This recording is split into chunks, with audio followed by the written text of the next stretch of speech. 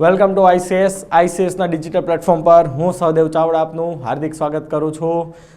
દિવાળી પછી આપણે નવા વર્ષમાં પ્રથમ વખત મળી રહ્યા છીએ. મને ખબર છે, માફ કરી દેજો, ઘણું થોડુંક મોડું થઈ ગયું, બરાબર. પણ થોડુંક દિવાળી તહેવારમાં હતો અને થોડુંક આપણે બરાબર આ ફરવા બરવામાં થોડુંક મોડું થઈ ગયું, બરાબર. પણ હવેથી આપણા વિડીયો રેગ્યુલર આવતા રહેશે ને પ્લસ આ જેટલા દિવસનું આપણે કરંટ અફેર્સ ગયું છે એનો આજે મેગા લેક્ચર આપણે આજે છે, બધા જ કરંટ અફેર્સ કવર કરીશું અને એની પછી આપણે આવતીકાલથી રેગ્યુલર ડેઇલી કરંટના વિડીયો આવતા થઈ જશે, બરાબર. તો આજના કરંટ અફેર્સની શરૂઆત કરીએ. પહેલો ટોપિક જે છે એ છે ભારતે કોવિડ-19, બરાબર. અત્યારે તમને મને ખબર છે કોરોના પેન્ડેમિક ચાલી રહ્યો છે, તો આપણે જે કોરોના જે છે એમાં તમને મને ખબર છે આસિયાન સંગઠન છે. આસિયાન સંગઠન તમને ખબર હશે, બરાબર. દક્ષિણ પૂર્વ એશિયાના, પણ ક્યાંના? એશિયાના જે દક્ષિણ પૂર્વ દેશો જે છે આપણી બાજુમાં ત્યાં મ્યાનમાર, સિંગાપોર, થાઈલેન્ડ, બરાબર, કંબોડિયા, લાઓસ, તો એ બધા જે દેશોનું એક સંગઠન બન્યું 10 દેશોનું, જે કહેવાનું આસિયાન. તો એ ભારતે આસિયાન રિસ્પોન્સ ફંડ કોવિડ-19 માટેનો એમાં $1 મિલિયન યોગદાન આપ્યું. હવે ભારત સરકારે દાન આપ્યું છે, બરાબર. આજનો સમય એવો આવ્યો છે, માણસ હોય કે ગવર્મેન્ટ કોઈ પણ, હું તો એમ કહું કંઈક સ્વાર્થ હશે ત્યારે દાન કર્યું હશે, બરાબર. હા, તો તમને એમ થાય કે ભાઈ સાહેબ દેશને શું સ્વાર્થ હોય? તો આપણો જે દેશ છે એને માત્ર એક જ સ્વાર્થ હોય, જે સારો સ્વાર્થ કહેવાય. શું? આપણી જીડીપી કેમ બૂસ્ટ થાય, કેમ આપણે વેપાર મળે, કેમ આપણો દેશ હજી વધારે જીડીપીમાં ગ્રો કરે, બરાબર. તો એના માટે થઈને ભારત સરકારે જ્યાં $1 મિલિયન યોગદાન આપ્યું, બહુ સારી વાત છે. પણ આના રિલેટેડ હું તમને આખું એક એની ઇન્ટરનેશનલ રિલેશનની પોલિસી સમજાવું કે શું કામ સરકાર આ રીતના કરે છે. તો પહેલાં તો બેઝિક વસ્તુ આપણે જોઈ લઈએ. તો આપણા જે પીએમ નરેન્દ્ર મોદી જે સાહેબ છે એને વિયેતનામના પીએમ ન્યુગુએન જુઆન ફુકને ભારત અને આસિયાન શિખર સંમેલનને સંબોધિત કર્યું. એટલે કોણે? પીએમ નરેન્દ્ર મોદી સાહેબે આપણે ભારતના અને વિયેતનામના પીએમ જે હતા ન્યુગુએન જુઆન ફુક, બંને મળીને આજે આસિયાન શિખર સંમેલનને સંબોધિત કર્યું હતું. આસિયાન મેં હમણાં તમને વાત કરી, દક્ષિણ પૂર્વ એશિયન દેશોનું એક સંગઠન છે. જો આ ફોટો છે, આ આસિયાન 10 કન્ટ્રી લખ્યું છે: Thailand, Vietnam, Cambodia, Singapore, Laos, Indonesia, Myanmar, Philippines, Brunei, Malaysia. હવે અત્યારે તમે જુઓ ભારત સરકાર, આમ તો હું જો તમને ઓવરઓલ વાત કરું તો ભારત સરકારનું જે આપણે ટોટલ દર વર્ષે જે આપણો વ્યાપાર જે થાય છે, ભારત સરકાર જે વ્યાપાર કરે છે એપ્રોક્સ 10.63% આસપાસ વેપાર તો ખાલી આપણે આસિયાન દેશો સાથે જ કરીએ છીએ. વિચાર કરો, 110 રૂપિયાનો વેપાર ખાલી આની હારે થાય છે. હમણાં આપણે દિવાળી પહેલાં તમને ખબર હોય તો ઇન્ડોનેશિયાનું કરંટ અફેર્સ આવી ગયું, ખબર ને? દુનિયાનો 3જો સૌથી મોટો કોલસો ઉત્પાદક દેશ છે. હવે આપણે એની પાસેથી કોલસો ખરીદવાનું વિચારી રહ્યા છીએ. શું કામ? કોલસાના ભાવ બહુ વધારે ઘટી ગયા. અત્યારે આપણા દેશમાં ઉત્પાદન કરવા કરતાં બહારથી લેવો પોસાય એમ છે. અને પ્લસ એનો સૌથી મોટો ખરીદદાર દેશ કોણ? તો ઇન્ડોનેશિયા માટે ચાઇના. અત્યારે નથી ખરીદતો, ઇન્ડોનેશિયામાં મંદી છે. ભારત સરકાર એને બહુ સકારાત્મક રીતે જોયું છે. શું કામ? તમે દેશ સાથે વધારે વેપાર કરશો એટલે એનો ઝુકાવ તમારા તરફી થઈ જશે. આખું વસ્તુ જોજો, ભારત સરકારની જે એક્ટ ઈસ્ટ પોલિસી છે ને એ હવે સરકારે બહુ ગંભીર રૂપે લઈ લીધી છે. આસિયાન છે, ઇન્ડોનેશિયા છે, બીજા બી તમે દેશો ગણો એની યાર હવે પર્સનલી આપણે કરાર કરીએ છીએ, બરાબર. તો આ બેઝ પર આપણે યાદ રાખવાનું છે. આગળ વાત કરું તો આપણે પીએમ સાહેબે ઘોષણા કરી કે આસિયાન રિસ્પોન્સ ફંડમાં $1 મિલિયન આપણે યોગદાન આપીશું. આગળ આ સમિટમાં ભારત આસિયાન વ્યૂહાત્મક ભાગીદારીની આપણે સમીક્ષા કરી હતી, તથા એ સમીક્ષામાં દરિયાઈ સહયોગ, કારણ કે આ દેશો તમે જુઓ તો ભારતની નજીક આવેલા છે, પ્લસ દરિયો એમને બી ટચ થાય છે, કનેક્ટિવિટી, વેપાર વાણિજ્ય ક્ષમતા નિર્માણ અને શિક્ષણ જેવા મુખ્ય ક્ષેત્રો પર આપણે ધ્યાન કેન્દ્રિત કર્યું છે. અને આસિયાનને એક પ્રભાવશાળી જૂથ માનવામાં આવે છે. કારણ કે વિચાર કરો, જો આ સિંગાપોર છે, મ્યાનમાર, તમે કદાચ હમણાં આગળ આપણે ભણીશું સિત્વે, આ પોર્ટ વિશે તમે સાંભળ્યું હોય તો, પછી થાઈલેન્ડ છે, વિયેતનામ છે, ઇન્ડોનેશિયા છે, આ બધા દેશો તમે જુઓ, આપણે ધારીએ તો કેટલો વેપાર આપી શકીએ. જેમ કે તમને એમ થતું હશે કેમ સાહેબ આ બધા નાના દેશોમાં આપણે કેમ ઇન્ટરેસ્ટ લેવી છે? હવે તમને ખાલી હું એક જ વસ્તુ કહું, દેશી ભાષામાં આપણે વાત કરીએ તો અત્યારે એમ સમજો કે તમારી પાસે ઘણા બધા પૈસા છે અને મોસ્ટ ઓફ લોકો અત્યારે આપણે સુરતમાં રહેતા છે, તમને ખબર છે શું વાતું કરે કે ભાઈ છોકરો ભણે નથી, કાંઈક ગ્લૂમ્સનું કારખાનું નાખી દો, એમ્બ્રોઇડરી નાખી દો. પણ તમે એક વસ્તુ વિચાર કર્યો, હમણાં તમે એને એમ કહો છો શું કે ભાઈ કામ કરે લસ્સી વેચવા માટે, શું કે એટલે લસ્સી, હું લસ્સી વેચું? પણ તમે એક વસ્તુ વિચાર કરો કે ચલો તમે લસ્સીનો બિઝનેસ શરૂ કરો અને સુરતમાં તમારી સિવાય બીજો કોઈ લસ્સી વેચવાવાળો ન હોય તો વિચાર કરો એ લસ્સીની ઇન્કમ કેવી હશે? તમે કલ્પના નહીં કરી હોય એવી. આ તો એક જસ્ટ એક્ઝામ્પલ, એવી વિચાર કરો એવી કેટલી નાની નાની જરૂરિયાતો છે કે એ નાની જરૂરિયાતોને તમે એક એરિયા ખાલી એક કવર કરી લો ને સાહેબ, એ કારખાનામાં મોટા મોટા કારખાનામાં જે કમાણી ન થાય ને નાની નાની વસ્તુમાં થાય. જેમ કે અત્યારે તમને ખબર છે ઓર્ગેનિક શાકભાજીનો કન્સેપ્ટ છે. સાદું શાકભાજી આપણે સમજી લો કે ભાઈ ભીંડો હોય 10 રૂપિયા કિલો મળતો હોય, ભાવ મને નથી ખબર, બરોબર, લેવા નથી જતો ભાઈ, કોઈ એમ મોઢા નહીં ચડાવતો સાહેબ 30 રૂપિયા છે ને 10 રૂપિયા ક્યાં મળે, માની લો 10 રૂપિયા કિલો છે. તો હવે ઓર્ગેનિક શાકભાજીનો કન્સેપ્ટ શું આવ્યો? તો ભાઈ જો ઓર્ગેનિક શાકભાજી હશે 30 રૂપિયા ભીંડો મળશે ને તો એ લોકો દાંત કાઢતા કાઢતા ખરીદશે. શું કામ? ઓર્ગેનિકનો મિનિંગ કોઈ પણ જાતના કૃત્રિમ ખાતર કે કોઈ પણ હાનિકારક દવાનો છંટકાવ કર્યા વગર એને ઉગાડવામાં આવ્યું છે. હવે તમે એનું જોવા તો નથી ગયા, સમજી લેજો બીજી વસ્તુ. પણ હા, એક માર્કેટમાં એ લોકોએ જોયું જેણે ઓર્ગેનિકનો કન્સેપ્ટ શરૂ કર્યો અને શું કે ભાઈ અત્યારે લોકોમાં એવી અવેરનેસ આવી, આપણે કંઈક એવી વસ્તુને આપીએ કે ભાઈ આમાં આપણે હાનિકારક દવા નથી ભેળવેલી, કોઈ દવા નથી છાંટેલી, તો લોકો વધારે લેશે. તો અત્યારે જો એક ઓર્ગેનિકનો કન્સેપ્ટ આવ્યો નાખો કેવી વસ્તુ થઈ ગઈ. બીજી વસ્તુ, તમે એક વસ્તુ સમજો, આપણે અવારનવાર કોઈક પીક અવર હોય આપણે ટ્રાફિકનો, જેમ કે અમારા સુરતમાં વાત કરું વરાછા એરિયામાં, તો તમને મને ખબર છે સવારે 8 થી 9, સાંજે 8 થી 9 આ બધા કેવા ટાઈમ હોય કે તમે ઘરની બહાર નીકળી ગયા હો ને સાહેબ તો બી ઘરે પહોંચવામાં ફીણા વળી જાય. તો ત્યારે લોકો શું વિચારતા કે ભાઈ આપણે કોઈ વસ્તુ લેવા જવી છે એ હાલો દુકાનવાળો ઘરે આપી જતો હોય તો, અથવા આપણે કોઈ ખાવાનું લેવા જવું છે ઘરે આપી જતો હોય તો શું ઉદ્ભવ્યું? ઝોમેટો, સ્વિગી ઉદ્ભવ્યું. તો સેમ એવી રીતના અત્યાર સુધી ભારત દેશ શું વિચારતો હતો કે આપણે અમેરિકા સાથેની આપણી વેપાર ખાત વધુ છે, અમેરિકા સાથે ચલો વેપાર કરો, આપણી વેપાર ખાત કેમ ઓછી થાય? વેપાર ખાત એટલે શું? એ આપણા દેશમાંથી 1000 રૂપિયાની વસ્તુ મોકલે છે અને આપણે એના દેશમાં ખાલી 200 રૂપિયાની જ વસ્તુ મોકલવી છે, તો 800 રૂપિયા તો આપણા દેશમાંથી વધારે લઈ ગયા. પરિણામ શું? આપણા દેશનું નાણું વધારે નબળું. તો અત્યાર સુધી આપણી ગવર્મેન્ટ આ વસ્તુ વિચારતી હતી જ્યાં જ્યાં વેપાર ખાત છે ત્યાં વધારે કરો, પણ નહીં. હવે આ એક્ટ ઈસ્ટ પોલિસીમાં તમે જોવો કે ભાઈ આ 10 દેશો છે નાના છે તો આની જરૂરિયાત બી અમુક લિમિટેડ હશે.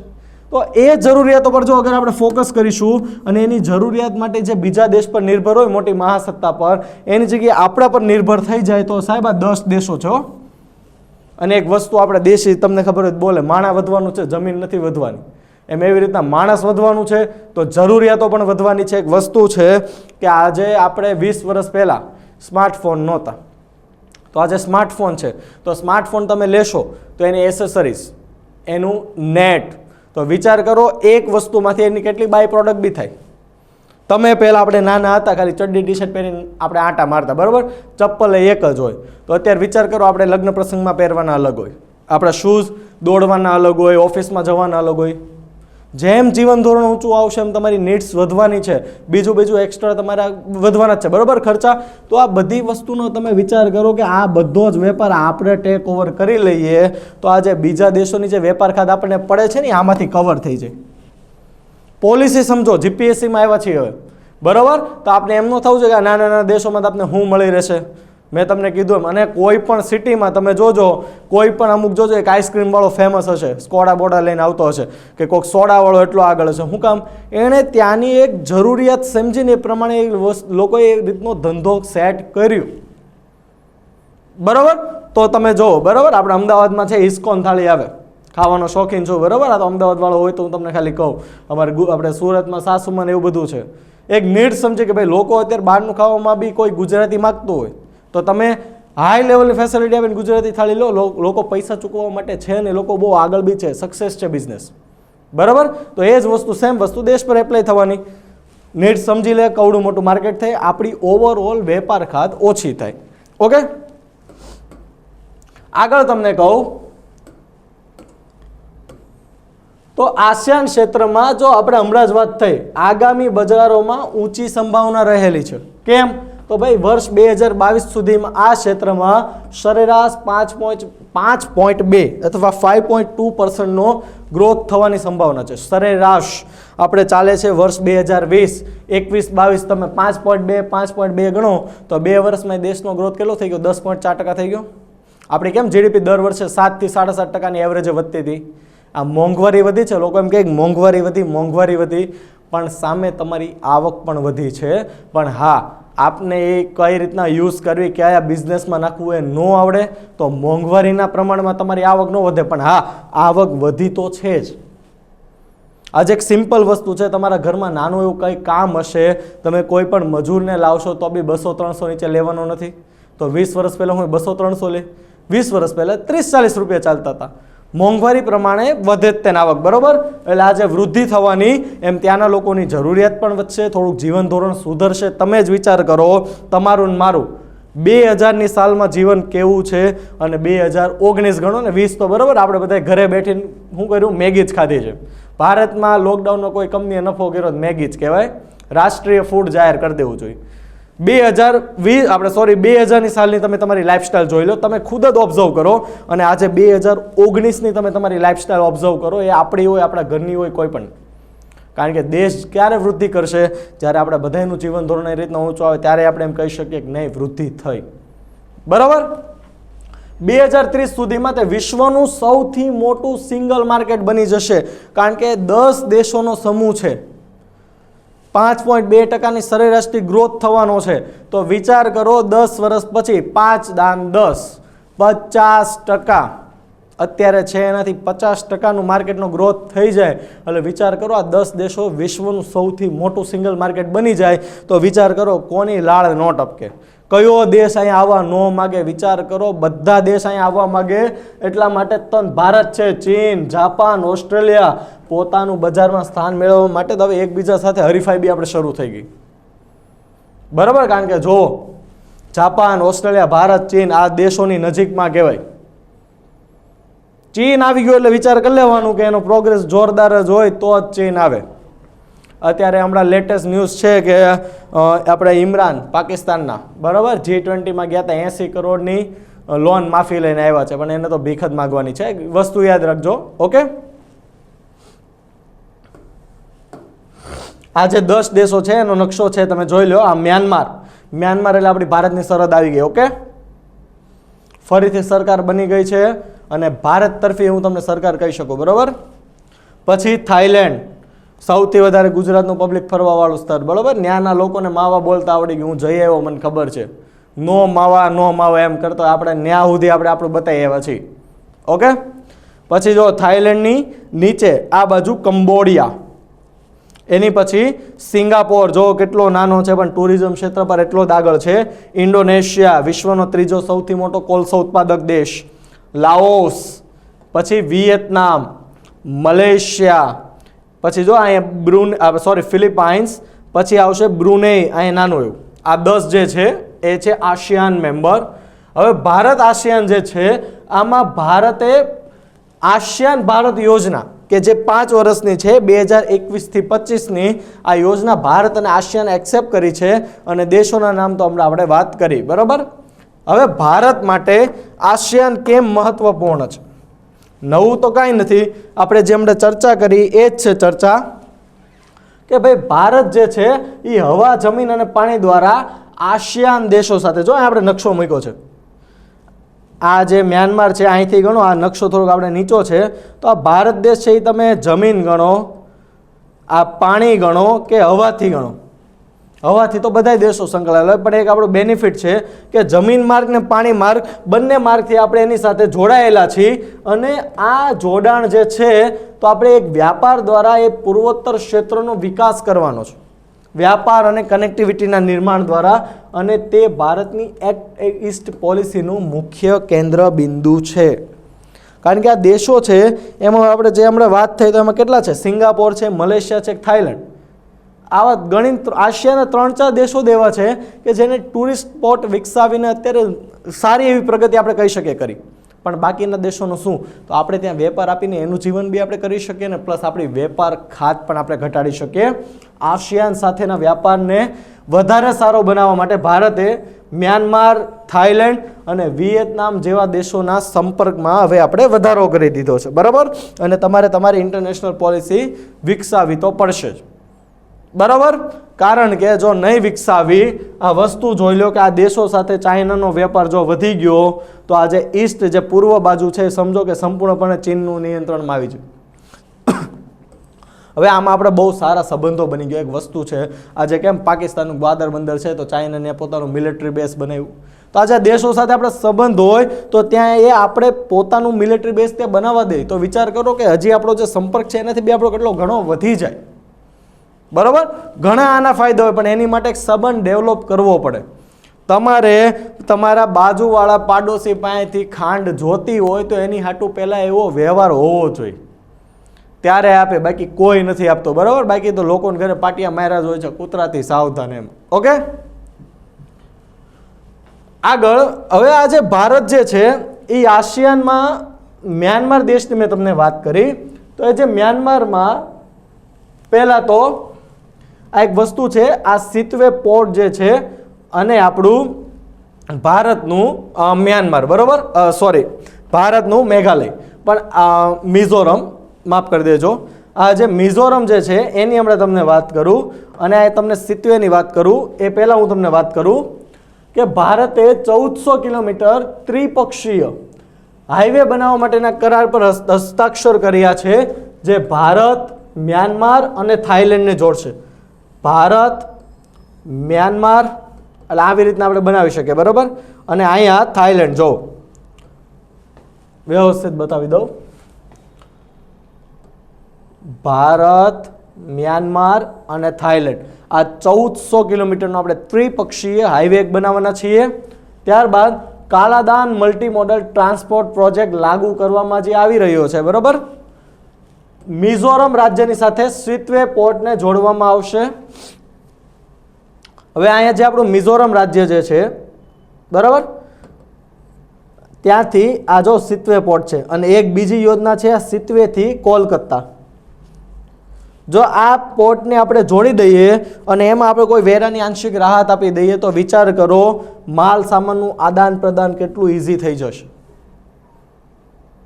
નકર અત્યારે તમારી ઇમ્પોર્ટ ડ્યુટી લાગે, એક્સપોર્ટ ડ્યુટી લાગે, ઓવરઓલ તમારે જે વસ્તુ જે છે તમારી ત્યાં પહોંચશે એ થોડી મોંઘી પહોંચશે. અને જો મોંઘી પહોંચે તો લોકો પહેલાં પ્રિફર હંમેશા સસ્તું જ કરવાનું છે. માટે આપણે આ જે મ્યાનમાર છે અથવા આ કોલકાતાથી સિતવે પોર્ટને આપણે જોડવાનો આપણે પ્રોગ્રામ બનાવી રહ્યા છીએ. પ્લસ સિતવે પોર્ટને આપણે ડેવલપ કરવાની પણ વાતચીત કરી રહ્યા છીએ. હમણાં તાજેતરમાં થોડાક દિવસ પહેલાં જ મ્યાનમારમાં નવી સરકાર બની છે. આપણે એની સાથે સંબંધો થોડાક સુમેળભર્યા થઈ ગયા હતા. નસીબ સારા છે, સરકાર ફરીથી રિપીટ થઈ છે. બરાબર, તો એ સિતવે પોર્ટ ડેવલપ કરવા આપશે તો આપણે એને સિતવે પોર્ટ પણ ડેવલપ કરી આપીશું. અને એક નવી યોજના છે, નવી દિલ્હીથી હનોઈને જોડવાની યોજના પર અત્યારે વિચારણા થઈ રહી છે, પણ આ વસ્તુ કન્ફર્મ છે, મિઝોરમ રાજ્યની સાથે સિતવે પોર્ટને આપણે જોડી દઈશું. આસિયાન ભારતનો ચોથો સૌથી મોટો, વિચાર કરો, ચોથો સૌથી મોટો વ્યાપારિક ભાગીદાર છે. આસિયાન બોલ્યો છું, મ્યાનમાર, થાઈલેન્ડ, એટલે આખો 10 દેશનો સમૂહ, જે ભારતના દેશના કુલ વેપારના 10.6 અથવા એક્ઝેક્ટ કહું તો 10.63% છે. વિચાર કરો, ચોથો સૌથી મોટો વ્યાપારિક ભાગીદાર. એના માટે થઈને હવે આપણે એની સાથે સંબંધો સારા કરવાની તો જરૂરિયાત થઈ ગઈ છે, કારણ કે 10.6% છે. તો વિચાર કરો, ભારત સરકારને તો અહીંયા શું આશા હશે કે ભાઈ આ 10.6 છે એને આપણે કેમ 20 અથવા તો 30.6 કરી દઈએ. વિચાર કરો, 30% વેપાર આપણે નથી લેવા મળ્યો હોય તો આપણી તો વેપાર ખાત જે બીજા દેશો સાથે છે એકદમ સરપ્લસ થઈ જાય અને આપણો રૂપિયો થઈ જાય સ્ટ્રોંગ. બરાબર, એટલે કોઈ પણ વસ્તુ પાછળ સરકારનો એક ઉદ્દેશ્ય તો હોય જ છે, અથવા તમે સ્વાર્થ ગણો તો સ્વાર્થ, પણ સ્વાર્થ જનહિતમાં હોય છે. બરાબર, હંમેશા યાદ રાખવાનું. નેક્સ્ટ જે હવે આપણે ટોપિકની વાત કરવાની છે એ છે PM કુસુમ યોજના.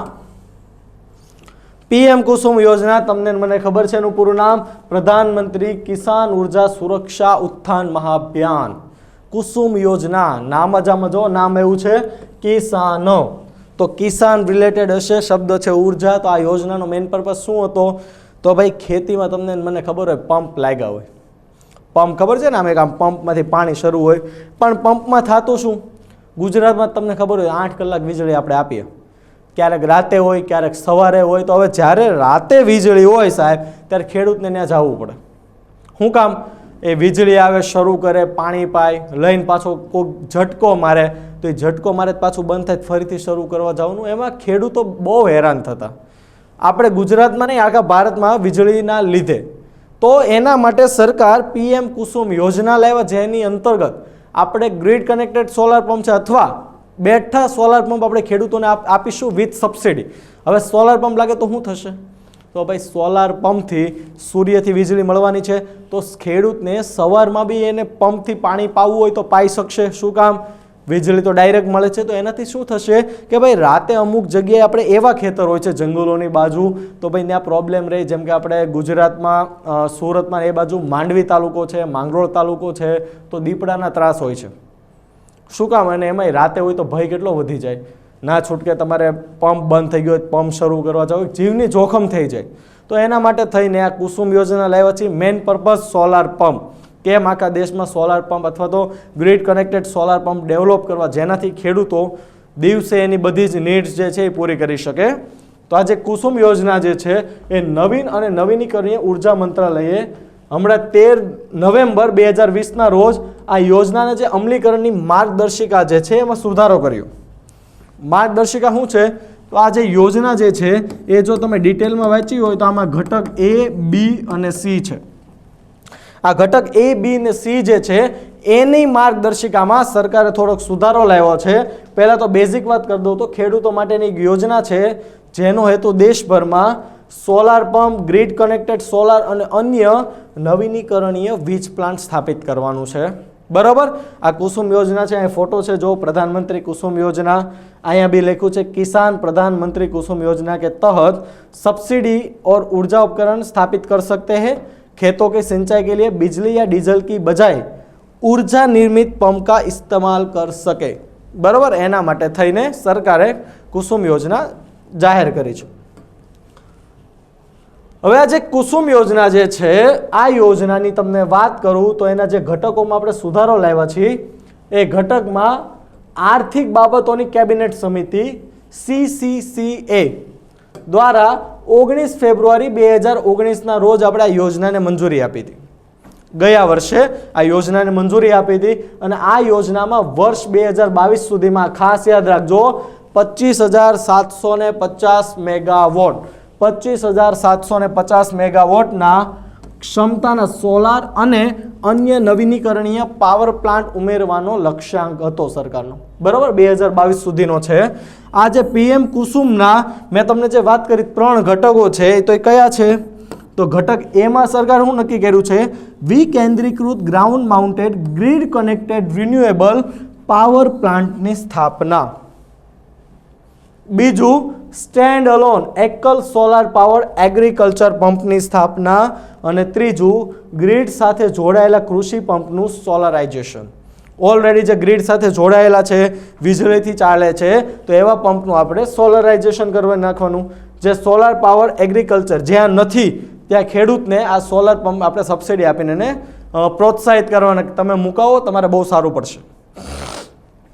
ત્રીજું એ તો એમાં ground mounted grid connected renewable power plants આ બહુ મોટા આવે છે. એમાં બી સરકારે સુધારો કર્યો છે. પહેલાં 500 કિલોવોટથી ઉપરના હોય તો મંજૂરી મળતા, પણ હવે સરકારે શું કર્યું છે આગળ જોઈશું કે ભાઈ 500 કિલોવોટથી ઓછા મૂકવું હોય તો બી હવે સરકાર તમને મંજૂરી આપશે.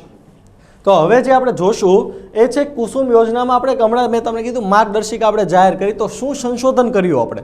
તો ભાઈ જે ઘટક એમાં જે આપણે સંશોધન કર્યું છે એ શું છે?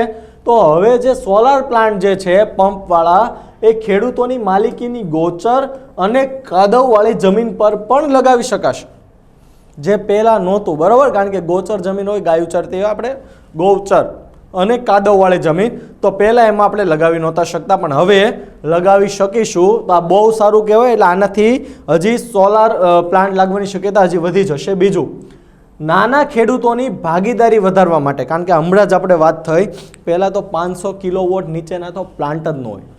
જેમ કે અમે જ હમણાં અમારા ઘરે 2.5 કિલોવોટનું પ્લાન્ટ મુકાયું, એક્સ્ટ્રા ફિટિંગ કરાવ્યું, 70,000 રૂપિયા થયા. હવે 2.5ના 70,000 રૂપિયા તો 500 કિલોવોટના કેટલા થાય? તો આમાં કોઈ નાનો ખેડૂત તો તમારો ભાગીદાર સરકારનો ઉર્જા બનાવવા માટે થઈ જ નહોતો શકતો. તો સરકારે હવે વિચાર્યું છે કે ભાગીદારી વધારવા માટે સોલાર પ્લાન્ટનું કદ ઘટાડી દીધું છે. હવે 500 કિલોવોટ કરતાં ઓછા સોલાર પાવર પ્રોજેક્ટ હશે એને પણ સરકાર મંજૂરી આપી દેશે. હવે કોઈને ભાઈ 100 કિલોવોટની કેપેસિટી હશે તો એને 100 કિલોવોટની બી સરકાર પરમિશન આપશે, જે પહેલાં 500 કિલોવોટ સુધી નહોતી. ઓકે, હવે આ જે પ્રોજેક્ટ જે છે એની પૂર્ણતાની જે અવધિ જે છે એને આપણે 9 થી 12 મહિના સુધી બી સરકારે પ્લસ કરી દીધી છે અને ઉત્પાદનના ઘટાડા માટે કોઈ દંડ થશે નહીં. પહેલાં કેવું હતું કે તમે જે કિલોવોટનો પ્લાન્ટ મૂક્યો હોય જેટલા કિલોવોટનો એ પ્રમાણે ઉર્જા સરકારને મળવી જ જોઈએ. એટલું તમારે પ્રોડક્શન ના આવે તો સરકાર તમને દંડ કરતી હતી, તે હવે થશે નહીં. હવે ઘટક બીમાં સંશોધન.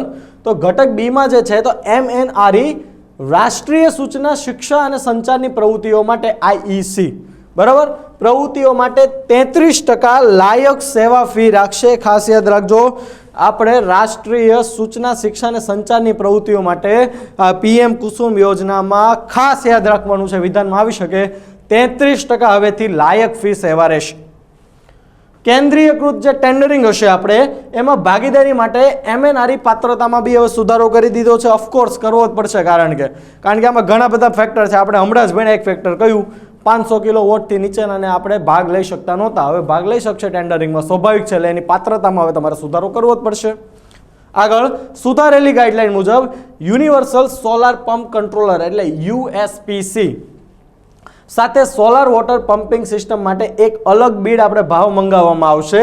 જો USPC જે છે એની સાથે જે સોલાર પમ્પિંગ સિસ્ટમ લાગશે, હવે બંનેનો અલગથી બીડ આપણે બોલાવીને ભાવ મંગાવવામાં આવશે. જે પહેલાં એક જ હતું અને અહીં UPSC લખાઈ ગયું છે પણ અહીં આવશે USPC વિના સોલાર પંપના બેન્ચમાર્ક ભાવ મુજબ આ પંપ માટે સબસિડી આપવામાં આવશે. યાદ રાખજો, યુનિવર્સલ સોલાર પંપ કંટ્રોલર જે છે એના બેન્ચમાર્કના ભાવ મુજબ આ પંપ માટેની સબસિડી મૂકવામાં આવશે. કારણ કે આ જે સોલાર પંપના પહેલાં આ જેનો બેન્ચમાર્ક હતો એની વિના આપણે જે આ સબસિડી આપવામાં આવતી ને એમાં ઘણી લોલમ લોલ પકડાણી છે. એના માટે થઈને સરકારે યુનિવર્સલ સોલાર પંપ કંટ્રોલર જે છે એની વિનાના જે સોલાર પંપ હશે ને એના બેન્ચમાર્ક પ્રમાણે એને હવે સબસિડી આપવામાં આવશે. એટલે જે પહેલાં ઘોટાળા થતા એ હવે નહીં થાય, કારણ કે સરકાર કદાચ ગમે એટલું ધ્યાન આપે ને, સરકાર સારી જ હોય, કોઈ પણની સરકાર હોય, પણ લોકો એમાં ચીટિંગ કરવાના આપણે ગોતી લે છે રસ્તા. જેમ કે હમણાં ગુજરાત સરકારે કિસાન સહાય યોજનામાં તમને ખબર હોય તો 2 હેક્ટરની મર્યાદામાં પ્રતિ હેક્ટર 10,000 લેખે 20,000 રૂપિયાની સહાય જાહેર કરી હતી. તમને ખબર હોય તો હમણાં કૌભાંડ આવ્યું કે ઘણા લોકોએ કોકની જમીનના નામે પોતાના ખાતામાં પૈસા જમા કરાવી લીધા છે. બરાબર, એટલે લોકોને પકડી તો તમે શકવા નથી, પણ સરકાર નેક્સ્ટ ટાઈમ જ્યારે કોઈ સુધારો કરે ત્યારે સરકાર બનતી કોશિશ કરે ઘોટાળા કેમ ઓછા થાય એમ. બરાબર, આ એક પ્રયાસ જે છે. જે ઘટક C માં જે સંશોધન થયું છે એ C માં એ સંશોધન કર્યું છે જે આપણે આગળ બી છે આમાં બી એડ કરેલું છે કે IC ની પ્રવૃત્તિઓ માટે 33% સર્વિસ ચાર્જનો આપણે ઉપયોગ કરીશું. તૈયાર પ્રવૃત્તિઓ માટે જે અગ્રિમ એજન્સીઓના અમલીકરણ માટે આ જે સર્વિસ ચાર્જ જાહેર કરવાની જોગવાઈ કરવામાં આવી છે, 33% છે. બરાબર, અને છેલ્લું તાજેતરમાં ભારતીય અક્ષય ઉર્જા વિકાસ એજન્સી એટલે ઈરડાએ વર્ષ 2020-21 માટે મુખ્ય લક્ષ્યો નક્કી કરવા માટે MNRE સાથે કરાર કર્યો હતો. આ 3 ઘટક ABCમાં જે સંશોધન થયા છે એ આપણે જોયો. હવે જે નવો ટોપિક આપણે કરંટ અફેર્સનો જોવાનો છે એ છે ભારતે QR સેમનું પરીક્ષણ કર્યું. તો આ જે QR સેમ જે છે એનું મિનિંગ શું થશે? Quick reaction surface to air missile. Quick reaction એટલે તાત્કાલિક અસરથી, સરફેસ ટુ એર એટલે જમીનથી હવા તરફ હુમલો કરવાવાળી missile. Quick reaction surface to air missile એ QR સેમનું નામ છે આખું. એને ચાંદીપુર ટેસ્ટ ફાયર રેન્જથી ઓલ વેધર આપણે આ જે મિસાઇલનું પરીક્ષણ હતું એ બીજું પરીક્ષણ છે, આ ખાસ યાદ રાખજો. આ બીજું પરીક્ષણ પણ સક્સેસ ગયું છે અને ઓલ વેધર છે, કોઈ પણ વેધરમાં હવે આપણે એને છોડી શકશું. ટેકનોલોજી આપણે પ્રાપ્ત થઈ ગઈ છે જેને QR સેમ કહેવી છે અને તે કન્સ્ટર આધારિત સિસ્ટમ છે. હવે કન્સ્ટર આધારિત સિસ્ટમ તો એના મતલબ શું? તો ભાઈ જો તમે કન્સ્ટર આધારિત સિસ્ટમનો યુઝ તમે કરતા હો ને તો એનાથી જે મિસાઇલનું જે અંદરનું જે વાતાવરણ હોય એ જે કન્સ્ટર જે સિસ્ટમ હશે એ નિયંત્રિત રાખશે. હવે જો મિસાઇલની અંદરનું વાતાવરણ અથવા તો તમે રેડિયેશન ગણો એને નિયંત્રિત રાખે ને તો એનાથી શું થાય? તો જે મિસાઇલની શેલ્ફ લાઈફ હોય ને એ 7 થી લઈને 22 વર્ષ સુધી એની શેલ્ફ લાઈફ વધી જાય. હવે ભારત આ બેઝ પર મિસાઇલ બનાવવા માંડ્યું. હવે વિચાર કરો આપણે આની વચ્ચેનો રાખવો કે ભાઈ 15 વર્ષ હવે આપણે જે મિસાઇલ પહેલાં જે ચાલતી જે સ્ટોક તમારો પડ્યો રહેતો હોય, જેમ કે આપણે વિચાર કરો કોઈ પણ વસ્તુ પડી ટુ વ્હીલ ફોર વ્હીલનો તમે અમુક વર્ષોથી ઉપયોગ ન કરો તો એ બગડી જાય નવે નવું. તો આ મિસાઇલ છે તો હવે કન્સ્ટર આધારિત સિસ્ટમ આવી ગઈ ને વિચાર કરો કે 15 વર્ષ સુધી હવે એની શેલ્ફ લાઈફ વધી જતી હોય તો વિચાર કરો આપણા જે બજેટમાં એ મિસાઇલ જો આપણે એનો ઉપયોગ ન કરીએ બગડી જાય ફરીથી બનાવવી પડે પૈસા લાગે તો એ પૈસામાં કેટલો બચાવ થશે. આ કન્સ્ટર સિસ્ટમ જ એ છે. હું યાદ રાખવાનું મિસાઇલનું જે અંદરનું જે એનું એટમોસ્ફિયર હશે એ નિયંત્રિત રાખશે જેનાથી મિસાઇલની શેલ્ફ લાઈફમાં વધારો થઈ જશે. આ મિસાઇલ 15 કિલોમીટરની ઊંચાઈએ હવાઈ લક્ષ્યોને નષ્ટ કરવામાં સક્ષમ છે. હવાઈ લક્ષ્યો માટે છે અથવા કોઈ પણ હવાઈ મિસાઇલ આવતી હોય એના માટે છે. બરાબર. આ જો મિસાઇલ જે છે યુઝ કરેલી છે જો સીધું નીચે મોબાઈલ વ્હીકલ હોય છે તમને ખબર હોય તો ટ્રક હોય ને એની ઉપર આવી રીતના લોડેડ હોય 360 ડિગ્રી એ કોઈ પણ જગ્યાએ છોડી દે કારણ કે એનું રીઝન શું હોય એક ટ્રક હોય અને એક બીજો ટ્રક હોય એકમાં રડાર હોય ને એકમાં મિસાઇલ હોય. રડાર હોય એની જો તમને વાત કરું આગળ જોવાનું છે એક સાથે 100 લક્ષ્યોને ટ્રેક કરી શકે. વિચાર કરો 100 લક્ષ્યોને ટ્રેક કરી શકે અને આ મોબાઈલ વ્હીકલ જે સિસ્ટમ જે છે જેમાં QR સે મિસાઇલ રાખી હોય એ 360 ડિગ્રી એટલે અહીંયા હોય તો આખું ફરી જાય. તમને ખબર પડી કોઈ પણ જગ્યાએથી મિસાઇલ મારી શકે આમ કોઈ પણ જગ્યાએથી અને 15 કિલોમીટરની ઊંચાઈ સુધી મારી દે મતલબ જમીન સુધી એ મિસાઇલ અથવા તો કોઈ પણ હવાઈ લક્ષ્યને પહોંચવા જ ના દે એટલી જોરદાર સિસ્ટમ DRDO ડેવલપ કરી છે. આ બહુ ગર્વ લેવો જોઈએ. બરાબર કે હવે આપણો દેશ એટલો આગળ વધી ગયો છે. હવે આજે આપણે હમણાં જ વાત થઈ જો આ મોબાઈલ વાહન સિસ્ટમ જે છે જો આવી રીતના હશે અને આખું 360 ડિગ્રી આપણે ફરી શકશે. હમણાં વાત કરી મોબાઈલ વાહન સિસ્ટમથી લોન્ચ કરવામાં આવે છે. એક વાહન મિસાઇલ વાહન કરે એક રડાર વાહન કરે છે. 100 લક્ષ્યોને ટ્રેક કરી શકે અને 6 લક્ષ્યોને એક સાથે એન્ગેજ કરવામાં સક્ષમ છે કારણ કે એની અંદર 6 મિસાઇલ હોય છે એટલે એક સાથે 6 મિસાઇલ 6 લક્ષ્યોને એન્ગેજ કરીને કે કઈ વધારે ઘાતક છે કઈ વહેલા પડી શકે છે એને તાત્કાલિક અસરથી એન્ગેજ કરીને એને તોડી પાડે. બરાબર. આગળ એમાં કન્સ્ટર આધારિત સિસ્ટમ તો હમણાં જ મેં તમને વાત કરી વિશેષ રૂપથી ડિઝાઇન કરેલું જે ટૂલ જે છે એ સંગ્રહિત અને સંચાલિત થાય છે. કન્સ્ટર આધારિત સિસ્ટમથી મિસાઇલની અંદરનું વાતાવરણ નિયંત્રિત હોય છે જેનાથી આ મિસાઇલનો સંગ્રહ સરળ બને છે. ઉપરાંત આ સિસ્ટમની શેલ્ફ લાઈફમાં પણ વધારો કરે છે. એપ્રોક્સ 7 વર્ષથી લઈને 22 વર્ષ સુધીનો વધારો હોય છે અને આ મિસાઇલોની વધતી શેલ્ફ લાઈફ છે ને એ જ ભારતીય સૈન્યના આધુનિકીકરણનો એક ભાગ છે. કારણ કે એમ વિચાર કરો પહેલાં આપણે 5-5 વર્ષે મિસાઇલ પ્રોડ્યુસ કરવી પડતી હોય ને હવે 20 વર્ષે કરવી પડતી હોય તો એ જે 15 વર્ષના સૈન્યના પૈસા બચ્યા તો આપણે હજી કેટલું આપણે આધુનિક એમાં ડેવલપમેન્ટ કરી શકીએ. બરાબર. એટલે આ કન્સ્ટન્ટ સિસ્ટમ ખૂબ જ સારી છે. QR સેમ હવે આ જે QR સેમ મિસાઇલ જે આપણે યુઝ કરીશું એ મિસાઇલને બી ચલો આપણે છોડી દીધી તો એ મિસાઇલને બી ખબર હોવી જોઈએ ને ક્યાં પડવાનું છે તો એના માટે થઈને આપણે એની અંદર active array battery surveillance radar નાખ્યો છે જેનાથી એકવાર ફાયર થશે તો એના રડારમાં બી એને ખબર પડશે કે અહીંથી અચ્છા તો એનું હું ટાર્ગેટ કદાચ આમ તેમ આડોઅવળો થશે તો એ રડાર બેઝ એ ત્યાં જશે અને તોડી પાડશે. એની સિવાય એક લોન્ચર એક active array battery multifunction radar પણ સામેલ છે. ટ્રેક ઓન મૂવ અને સર્ચ ઓન મૂવ ક્ષમતાઓ સાથે આ રડારમાં 360 ડિગ્રી કવરેજ છે.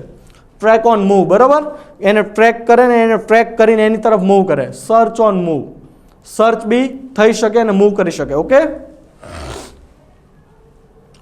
નેક્સ્ટ ટોપિક જે આપણે જોવાનો છે એ છે રામસર સાઇટ. ફરીથી આવી ગયું છે. રામસર સંધિ 1971માં થઈ હતી. વિશ્વ વેટલેન્ડ ડે આપણે ગયો છે. તો આ બધી વસ્તુ છે શું તો લોનાર તળાવ મહારાષ્ટ્રમાં આવ્યું છે. સુર સરોવર તળાવ જે ઉત્તર પ્રદેશમાં આવ્યું છે એને રામસર સાઇટમાં આપણે ઉમેરી દીધા. હવે રામસર સાઇટની ભારતમાં સંખ્યા થઈ ગઈ 41. 2 મહિના પહેલા 2 ઉમેર હતા ત્યારે 39 થઈ હતી અને એની પહેલા 37 હતી. બરાબર. તો અત્યારે વર્તમાન સંખ્યા 41 થઈ ગઈ છે.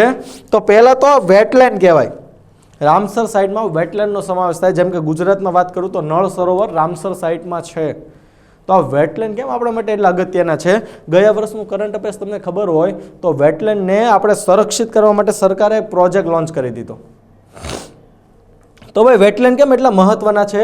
તો જો ભાઈ વેટલેન્ડની તમને વાત કરું ને તો વેટલેન્ડ પોતે જ પોતાની રીતે એક દુનિયા છે.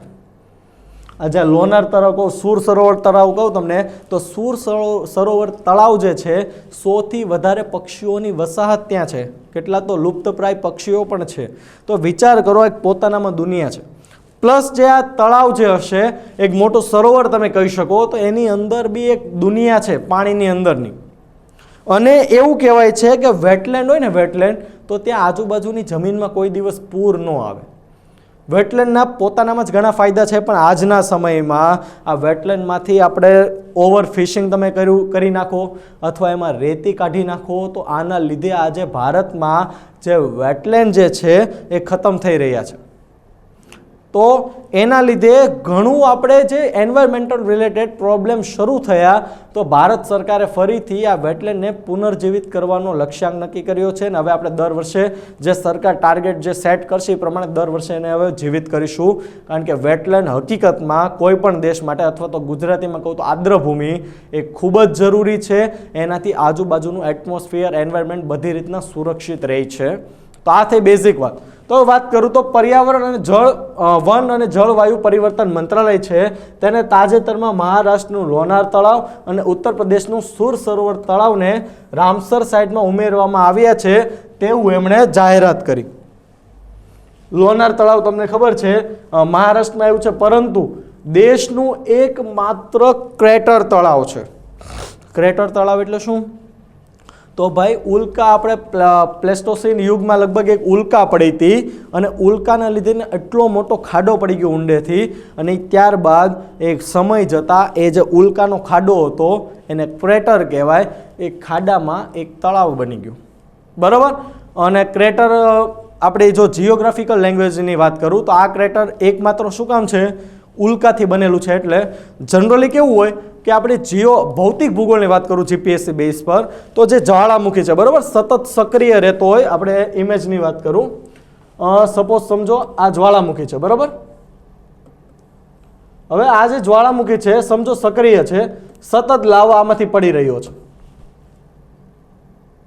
હવે આ જે લાવા જે છે એ સતત પડે, તો સતત પડવાના લીધે શું થશે કે એનું મોઢું જે છે એ દિવસે ને દિવસે મોટું થતું જશે.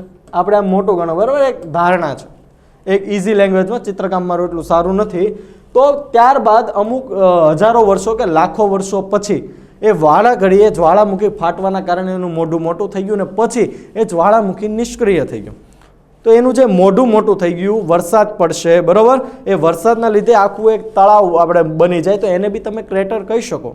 પણ આ જે ક્રેટર જે છે એ કયા બેઝ પર છે? એક ઉલ્કા પડી એટલે દેશનું એકમાત્ર એવું તળાવ છે કે જે ઉલ્કા નિર્મિત છે. બાકી ક્રેટર બી આપણે ભૌતિક ભૂગોળની લેંગ્વેજમાં ક્રેટર શબ્દ બી આવે જ છે, બરાબર. તો દેશનું એકમાત્ર ઉલ્કા નિર્મિત તળાવ છે, તથા સુર સરોવર તળાવ જે છે એને ક્રિથમ તળાવ પણ કહેવામાં આવે છે. આગળ જો પહેલા તો આપણે સ્ટેપ બાય સ્ટેપ આની માહિતી તમને દઉં, તો લોનાર તળાવ જે છે આ રામસર સાઇટમાં તો તમને ખબર છે હમણાં ચર્ચામાં આવ્યું છે, પણ તમને ખબર હોય તો હમણાં થોડાક મહિના પહેલા લોનાર તળાવ ચર્ચામાં આવ્યું હતું. શું કામ? એનું પાણી લીલું હોય છે આપણે હજારો વર્ષોથી, પણ હમણાં થોડાક મહિના પહેલા એનું પાણી ગુલાબી થઈ ગયું. એટલે ખૂબ જ આપણે ભારતમાં તો નહીં પણ આખી દુનિયામાં એક ચર્ચાનો વિષય બન્યો હતો. એના માટે થઈને ત્યારબાદ આપણે એના હમણાં જોઈએ આગળ કે કયા બેક્ટેરિયા એના માટે જવાબદાર હતા કે એનું પાણી ગુલાબી થઈ ગયું. તો આ જે લોનાર તળાવ જે છે એનું જે નિર્માણ છે પ્લેસ્ટોસીન યુગ દરમિયાન એક એસ્ટ્રોઇડના ટક્કરથી થયું હતું, અથવા ઉલ્કાના ટક્કરથી થયું હતું. આ ક્રેટર દક્ષિણી પ્લેટોના ડેક્કન ટ્રેપમાં આવેલું છે, અને આ જે લોનાર તળાવ છે એને પેનગંગા અને પૂર્ણા નામના બે નાના પ્રવાહો પણ લોનાર સરોવર અથવા તો લોનાર તળાવમાં ભળી જાય છે. 2019માં આઈઆઈટી બોમ્બે હતું, એના સંશોધનકારોએ શોધી કાઢ્યું કે લોનાર તળાવમાંથી જે ખનિજો મળી આવ્યા છે એ ચંદ્રના ખનિજોની સમાન છે. એટલે કદાચ આપણે એવું કહી શકીએ કે ભાઈ આ હજારો કે લાખો વર્ષો પહેલાં ચંદ્ર પર કોઈ બહુ મોટી એવી ઉલ્કા આપણે ટકરાણી હશે કે જે ચંદ્ર હોય એ મોટી ઉલ્કા ટકરાણી, બરાબર. એટલે એનો કોઈ મોટો પિંડ એનાથી છૂટો થઈને પૃથ્વી તરફ આવ્યો, કારણ કે અંતર તો 3 થી 4 લાખ કિલોમીટર છે. તો એ મોટો પિંડ અવકાશમાં સંપૂર્ણ રીતે બળી નહીં ગયો હોય ને અહીંયા પડ્યો, એટલે જ આપણે કહી શકીએ ને જમીન એક હરખી છે. આપણે ગુજરાતમાં તમને ખબર હોય તો છોટા ઉદેપુર પાસે આપણે મંગળ ગ્રહની જેવી જમીન મળી એવી. એટલે આવું બની શકે, ત્યાં કોઈ મોટી ઉલ્કા પિંડ આપણે ટકરાણી હોય, આંબા ગામ પાસે તમને ખબર હોય તો જે મોટી આપણે ટકરાણી હોય પિંડ અને નાનો કોઈ ટુકડો ઉખડીને આ બાજુ આવે તો સ્વાભાવિક છે, મળી આવવાના છે તમને, બરાબર. તો આના ખનિજો ચંદ્રને ખનિજો સાથે મળી આવે છે. 2007માં આ તળાવમાં નાઇટ્રોજન નિર્ધારણની આપણે શોધ કરી દીધી છે. આમાં નાઇટ્રોજન નિર્ધારણ પણ આપણે મળી ગયું છે. એટલે એક સાયન્ટિફિકલી આ બહુ રસ પડે એવો વૈજ્ઞાનિકો માટેનો વિષય હતો, કારણ કે ગમે એમ ગણો છેલ્લે એ ઉલ્કા પડી છે, જમીનમાં સમાઈ ગઈ છે, ખાડો પડી ગયો છે, એટલે ઉલ્કાના બી હવે આપણે તો એમ કહીએ ચંદ્રના ખનિજો મળતા આવ્યા છે. હવે ચંદ્ર બી કોઈક પિંડ આપણે પૃથ્વીમાંથી છૂટું પડેલું છે. હવે એમ તમને વિચાર કરું કે આ ઉલ્કા કેટલા કરોડો કિલોમીટરનું અંતર કાપીને આવી હશે, એના બી અમુક અંશો આ ચંદ્રના આપણે અંશ જે પિંડ છૂટું પડ્યું હોય એની સાથે મિક્સ થયા હશે. તો આ એક રહસ્યમય છે કે આમાં ખનિજો બી આપણને શોધવા અને હજી મળશે, કારણ કે ઉલ્કા તો ભાઈ તમને ખબર હોય કરોડો વર્ષથી ફરતી હોય, કેટલું એની અંદર ખનિજો હશે આપણને શું ખબર. તો એના માટે પહેલેથી જ આ તળાવ વૈજ્ઞાનિકો માટે બહુ રહસ્યમય છે અને ચર્ચાસ્પદ છે અને ઘણા સંશોધનો હજી પણ થઈ રહ્યા છે, બરાબર. હવે આની ચર્ચાની જો તમને વાત કરું તો આપણે હમણાં જ વાત કરી કે લોનાર તળાવનો ગુલાબી કલર. તો આ જે ગુલાબી કલર જે છે, તો પહેલા તો લોનાર તળાવ સામાન્ય રીતે લીલા કલરનું છે. તો આ લીલા કલર જે છે એ સિયાનો બેક્ટેરિયાની હાજરીને કારણે હોય છે. જે સિયાનો બેક્ટેરિયા, કદાચ તમે બેક્ટેરિયા એમ કહું કે આપણા તળાવમાં જો એનો વિકાસ થઈ જાય આપણી નદીમાં તો એ બી લીલી થઈ જાય. તો એ જે સિયાનો બેક્ટેરિયાને કારણે લોનાર તળાવ જે લીલું હતું એ હમણાં જૂન 2020માં તળાવ ગુલાબી થઈ ગયું. જો આ ફોટો જે છે, આ તળાવ ગુલાબી થઈ ગયું જૂન 2020. તો એવું જાણવા મળ્યું કે આ લવણીય બેક્ટેરિયાની હાજરીને કારણે હતું. લવણીય પ્યોર ગુજરાતી શબ્દ છે આપણો. એ લવણીય બેક્ટેરિયા જે છે એનું તમને નામ કહું તો હેલોકેરિયા અથવા હેલોફિલિક આર્કિયા નામના જે આપણે બેક્ટેરિયા હતા એની હાજરી વધી ગઈ, એના માટે થઈને લોનાર તળાવ ગુલાબી થઈ ગયું. કોઈ દેવીનો કે એવું કોઈ હાથ નહોતો, ખાસ યાદ રાખજો. લવણીય બેક્ટેરિયા અથવા તો હેલોકેરિયા અથવા હેલોફિલિક આર્કિયા ના કારણે આ લોનાર તળાવ ગુલાબી થઈ ગયું હતું, બરાબર. આ બેક્ટેરિયા ઉચ્ચ લવણતા, હવે લવણીય અથવા લવણતાનો મતલબ તમને ખબર પડવી જોઈએ ખારાશ. તો આ જે ઉચ્ચ લવણતા સાથે સંકળાયેલા છે એટલા માટે હવે આ જે બેક્ટેરિયા જે છે એ ઉચ્ચ લવણીય એટલે કે ખારાશ સાથે સંકળાયેલા છે, એટલે સ્વાભાવિક છે આ ગુલાબી કલર ભલે અત્યારે થઈ ગયો પણ આ ગુલાબી કલર કાયમી તો નથી, બરાબર. કારણ કે બેક્ટેરિયાનું જેવું બાયોમાસ થઈ જશે એટલે ફરીથી એના નેચરલ લીલા કલરમાં આવી જશે. અને વૈજ્ઞાનિકોના જણાવ્યા મુજબ નીચેના ભાગમાં વસતા સૂક્ષ્મ જીવાણુઓને આપણે વાત થઈ એમ બાયોમાસ પછી આ પાણી પારદર્શક બની જશે અને ફરીથી પોતાની અવસ્થામાં આવી જશે. તો હજી હમણાં જૂનમાં ચર્ચામાં આવ્યું હતું, યાદ રાખવાનું છે. સુર સરોવર તળાવ, તો હમણાં જ આપણે વાત થઈ. જો આ સુર સરોવર તળાવનો ફોટો છે. 106 થી વધુ પ્રવાસી પક્ષી નિવાસ કરે છે. પ્રવાસી પક્ષી એટલે અહીંના નહીં હોય, એના બ્રીડિંગ માટે અહીંયા આવે છે, બરાબર. 106 થી વધુ. આ હવે 106 થી વધુ એટલે યાદ રાખજો કુલ 106 ને 106 થી વધુ પ્રજાતિઓના. અમુકને એમ થાય લો સાહેબ હવે મૂળ 100 પક્ષી હાટવા કે રામસર સાઈડમાં નખાય. 106 થી વધુ પ્રજાતિના પ્રવાસી પક્ષી, બરોબર. આ તળાવનું પાણી આગ્રા નહેરમાંથી પ્રાપ્ત થાય છે અને આ નહેર દિલ્હીની યમુના નદી પર ઓખલા બેરેજમાંથી નીકળે છે. આગ્રામાંથી પાણી પ્રાપ્ત થાય છે, નીકળે ક્યાંથી? દિલ્હીની યમુના નદી પર ઓખલા બેરેજમાંથી નીકળે છે. ઓકે. લોનાર તળાવ અને સુર તળાવનો સમાવેશ થતાં કુલ રામસર સાઇટની સંખ્યા 41 થઈ, જે દક્ષિણ એશિયાના દેશોમાં સૌથી વધુ ભારત પાસે છે, 41 થઈ ગઈ છે. રામસર સાઇટની તમને વાત કરું તો રામસર સાઇટ વૈશ્વિક જૈવ વિવિધતા જાળવવા માટે મહત્વપૂર્ણ એવા વેટલેન્ડ અથવા ગુજરાતીમાં તમને નામ કહું તો આર્દ્ર ભૂમિનું આંતરરાષ્ટ્રીય નેટવર્ક જાળવવાનું લક્ષ્ય ધરાવે છે. કોઈ પણ દેશમાં જે આપણે વેટલેન્ડ હશે એ જો નિષ્ક્રિય થતા હશે અથવા નાશ પામતા હશે, કોઈ પણ કૌભાંડ હશે, રેતી ચોરી, ઓવરફિશિંગ, તો એ સરકારનું ધ્યાન દોરશે, એને જાળવવા માટે એનું પ્રોત્સાહન પૂરું પાડશે. તથા રામસર સંમેલનમાં 1971માં હસ્તાક્ષર કરવામાં આવ્યા હતા, માટે તેને શું કહેવાય? રામસર સાઇટ કહેવાય છે, બરાબર. કારણ કે રામસર સંમેલન થયું હતું ને આપણે દુનિયાના સૌથી જૂના આંતર સરકારી કરાર પૈકીનો એક છે. તો હવે જે આપણે નેક્સ્ટ ટોપિક જોવાનો છે એ છે સ્ટેચ્યુ ઓફ પીસ. તો શું છે statue of piece? Statue of unity આવી ગયું તમને એમ થાય કે સરદાર પટેલની યારે જવાહરલાલ નહેરુનું પુતળું બનાવવાનું છે, શું છે? એવું કાંઈ નથી, પણ આપણા વડાપ્રધાન નરેન્દ્ર મોદી સાહેબે આમનું ઉદ્ઘાટન કર્યું છે અને હકીકતમાં બહુ સારા વ્યક્તિ છે. એટલે સ્ટેચ્યુ ઓફ પીસ યાદ રાખવાનું હંમેશા, વડાપ્રધાન કોઈ પણ વસ્તુનું ઉદ્ઘાટન કરે ને એટલે એક્ઝામ પર્પઝ કામનું હોય. તો ભાઈ આ સ્ટેચ્યુ ઓફ પીસ મૂર્તિ કોની છે, કેમ પીસ છે, શું છે તો જોઈએ. તો હમણાં 16 નવેમ્બર 2020ના રોજ આપણે ધોકો બાદ કરીએ તો આપણું બેસતું વર્ષ ને આમ ભાઈ બીજ ગણો.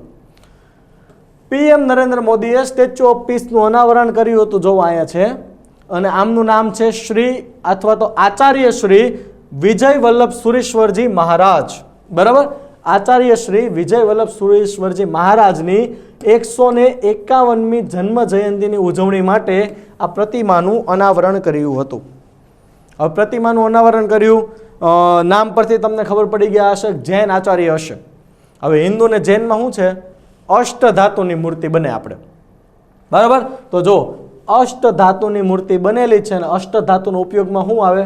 પહેલાં તો હિન્દુ ને જૈન મંદિરોમાં હોય, બરાબર, આપણે બીજા કોઈમાં અષ્ટધાતુ હોતી નથી. તો એ મૂર્તિઓને ઢાળવા માટે સોનું, તાંબુ, ચાંદી, ટીન, જસત, લોખંડ અને પારા જેવી ધાતુથી આને આપણે બનાવીએ છીએ. અષ્ટધાતુની મૂર્તિ છે, ખાસ યાદ રાખજો. અને હજી ઘણા રાજ્યોમાં હરીફાઈ થઈ ગઈ છે મૂર્તિઓની, એટલે ઘણી મૂર્તિઓ હજી બનવાની છે, મોટી મોટી, આ નાની છે. બરાબર, શિલ્પ બનાવવા માટે ધાતુ અને સમાન રૂપથી ભેળવવામાં આવે છે. હવે તમને મને ખબર છે, મેં હમણાં જ વાત કરી 151મી જન્મ જયંતિ છે માટે 151 ઇંચની આ લાંબી બનાવી છે. જેમ કે આપણે કેમ કીર્તિ મંદિર બનાવ્યું છે, તો ગાંધીજીનું આયુષ્ય 79 વર્ષ હતું, તો 79 ફૂટની હાઈટ રાખી છે. તો સેમ આ 151મી જન્મ જયંતિ હતી, એટલે 151 ઇંચ આ લાંબી રાખી છે. તેને રાજસ્થાનના પાલી શહેરમાં સ્થાપિત કરવામાં આવી છે. યાદ રાખજો, રાજસ્થાનના પાલી શહેરમાં આપણે આને સ્થાપિત કરી છે. નેક્સ્ટ તમને વાત કરું તો વિજય વલ્લભ સુરેશ્વરજી મહારાજ છે કોણ? બરાબર, કોણ છે આ સંત? તો તેઓ એક જૈન સંત હતા. તેનો જન્મ 26 ઓક્ટોબર 1870ના રોજ થયો હતો. તેઓ વિજયાનંદ સુરીના શિષ્ય હતા, મહાન આચાર્ય જૈન ધર્મના. તેઓ રાજસ્થાનના પાલી જિલ્લામાં શ્રી પાર્શ્વનાથ જૈન વિદ્યાલયના સંસ્થાપક હતા. બરાબર, 24 તીર્થંકરો થઈ ગયા છે, યાદ રાખજો. સૌથી પહેલા આદિનાથ, છેલ્લા આપણે મહાવીર સ્વામી, એનું આપણે ચિહ્ન શું આવશે? સિંહ. તો આવી રીતના તમારે યાદ રાખવાનું છે. તો જે પાર્શ્વનાથના જૈન વિદ્યાલય સંસ્થાપક રાજસ્થાનના પાલીમાં, એની સિવાય મુંબઈ, પુણે અને વડોદરામાં મહાવીર જૈન વિદ્યાલયની સ્થાપના કરી હતી. મહાવીર, બરોબર, 24માં તીર્થંકર, બધા ક્ષત્રિય હતા. સિંહ મહાવીર સ્વામીનું સિમ્બોલ છે. ઓકે, તેમણે મહાત્મા ગાંધીજીના અહિંસક આંદોલનને પણ સમર્થન આપ્યું હતું. પછી જૈન ભારતના 6 પ્રમુખ સૂચિત લઘુમતી સમુદાયોમાંથી એક છે. અન્ય 5 લઘુમતી સમુદાયોમાં બૌદ્ધ, મુસ્લિમ, ખ્રિસ્તી, પારસી અને શીખ છે. બરાબર, હવે આ પોઈન્ટ આવ્યો છે તો મારે ખાલી એક વસ્તુ તમને કહી દેવી છે. વિરોધ નથી કરતો, પહેલેથી સમજી લેજો, પણ આ જે બિલ આવ્યું હતું ને, CA બિલ, એમાં આપણા ભારતના મુસ્લિમ ભાઈઓ બહેનોએ ઘણો વિરોધ કર્યો. પણ મારે ખાલી એક જ વસ્તુ કહેવું છે કે જો બૌદ્ધ, ખ્રિસ્તી, પારસી, શીખ ને જૈન, હવે એક વસ્તુ તમને કહું કે આપણી સોસાયટી જે છે એમાં સમજો 500 માણસની સોસાયટી છે, 500 લોકો તમે રહ્યો છો, એમાં 10 લોકો, ખાલી 10 જ ગણો, જૈન, બૌદ્ધ, ખ્રિસ્તી, પારસી, શીખ, આપણે ગણો 5 કપલ છે નવા. તો હવે તમે મને એમ કહો કે આ 500 જે કપલ જે આપણે માણસો રહે એમાં 490 જણા હારે અન્યાય થાય કે 10 જણા હારે અન્યાય થાય? આ હું ભારતની વાત નથી કરતો, ખાસ યાદ રાખજો. પાકિસ્તાન, બાંગ્લાદેશની અને પાકિસ્તાનની વાત કરું, બાંગ્લાદેશ ને અફઘાનિસ્તાનની વાત કરું છું. તો હવે વિચાર કરો, 3 મુસ્લિમ કન્ટ્રી. તો હવે મુસ્લિમ કન્ટ્રી છે. ભારતની વાત કરું સાહેબ, આપણે નવી વસ્તી ગણતરી ગણો, 140 કરોડ ગણો, તો હિન્દુઓની વસ્તી આ વખતે 100 કરોડને પાર હશે. તો 140 કરોડમાં 100 કરોડનું શોષણ થાય કે 40 કરોડનું થાય? સ્વાભાવિક છે 40 કરોડનું થવાનું, જે આપણા દેશમાં નથી થતું. મને મારા દેશ પ્રત્યે ગૌરવ છે. આખા દેશનો આપણે વિશ્વ લેવલ પર રિપોર્ટ આવ્યો હતો કે સૌથી વધારે કોઈ પણ લઘુમતી, હું ખાલી મુસલમાનની વાત નથી કરતો, કોઈ પણ લઘુમતી કોમ જે છે એના માટે સૌથી સારો રહેવાલાયક દેશ ભારત જ છે. કોની યારે શોષણ થયું? અરે હું કામ આ બિલની જરૂરિયાત હતી? કારણ કે લોકોએ મુસલમાન ભાઈ બહેનોને ગેરમાર્ગે ચડાવી દીધા હતા કે ભાઈ સરકાર તમને ભારતમાંથી કાઢી મૂકવા માંગે. એલા સરકારે સ્પષ્ટ કીધું છે કે ભારત દેશના મુસલમાનો છે એને કંઈ થવાનું જ નથી. અને પાકિસ્તાન, અફઘાનિસ્તાન, બાંગ્લાદેશના મુસલમાનોને આ વિઝા જોતા આપણે આપવાના જ છે, પણ એની જે કેટેગરી જે છે એ એટલા વર્ષ પ્રમાણે એને પછી મળવાના જ છે. પણ તમને મને ખબર છે આપણા જૈન, ખ્રિસ્તી, પારસી, શીખ, બૌદ્ધ, હિન્દુ લોકોની વસ્તીને કેવી દિવસે ને દિવસે ઘટી રહી છે. તો એ લોકોને છેલ્લે હિન્દુ હોય, જૈન હોય, બૌદ્ધ હોય તો છેલ્લે આશા તો એને આપણે ભારત દેશ તરફ રહેવાની માટે થઈને એના નિયમોમાં આપણે છૂટછાટ આપી અને જે તારીખ આપણે નક્કી કરી હતી એ તારીખ પહેલાં જે હશે એને ડાયરેક્ટ નાગરિકત્વ. આમાં ભાઈ હું વિરોધ કરવાની જરૂર હતી? આપણા મુસલમાન ભાઈ બહેનો તો એમાં ધંધા બંધ રાખ્યા. અરે પણ તમે એક બાજુથી બોલો છો, તમે ભારતીય છો, તો આ બિલનો તમારે એઝ અ ભારતીય વિરોધ કરવાનો જ નથી આવતો. એટલે કોઈને કાંઈ શિખામણ આપતો નથી, હું આવડો મોટો માણસ નથી, પણ કોઈ પણ લોકો કહેતા હોય એના ભરમાવમાં આવી જાવમાં પહેલાં ખુદ વિચારો કે આ બોલે છે સાચું છે ખોટું. ક્યારેક કાને સાંભળેલું ને આંખે જોયેલું ખોટું હોય, આ વસ્તુ યાદ રાખજો. ખુદ વિચારો, ભગવાને બુદ્ધિ આપી છે, વાપરો. બરાબર, પેટી પેક બળી જ જવાનું છે, એની કરતાં થોડીક વાપરી લેવાનું તો સારું પડશે. બાકી દેશમાં એક વસ્તુ યાદ રાખજો, તમે દેશ બંધ કરો છો, દેશની પ્રોપર્ટીને નુકસાન કરો, હકીકતમાં નુકસાન આપણું જ છે. કારણ કે છેલ્લે જવાનું આપણે ખીચામાંથી છે, યાદ રાખવાનું. આગળ વાત કરીએ એમાં તો ટ્રિસ્ટન દા કુન્હા.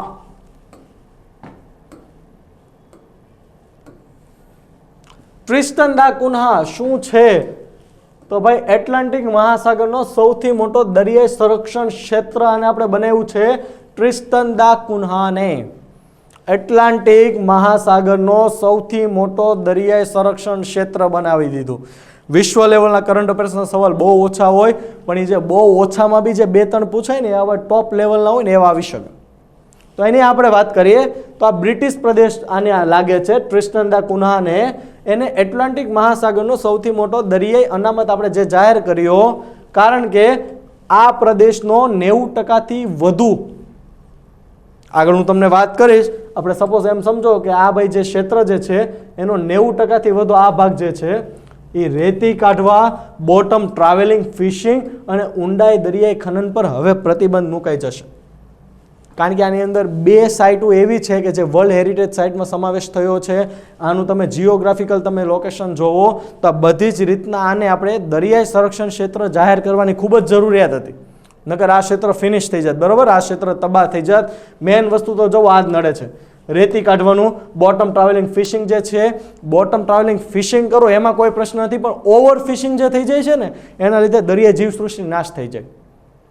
ત્રીજું, ઊંડા દરિયાઈ ખનન, કારણ કે હવે તો ભાઈ એવી ટેકનોલોજી આવી કે દરિયાની અંદર બી શું છે ખબર પડી જાય. ગેસ છે, પેટ્રોલિયમ ભંડાર છે, બરાબર, એનાથી બી ઓવરઓલ લિમિટમાં હોય તો વાંધો નહીં, બાકી ઓવરઓલ દરિયાઈ જીવસૃષ્ટિને નુકસાન જ છે. તો હવેથી 90%થી વધારે હિસ્સામાં બધી વસ્તુ પર પ્રતિબંધ આવી જશે.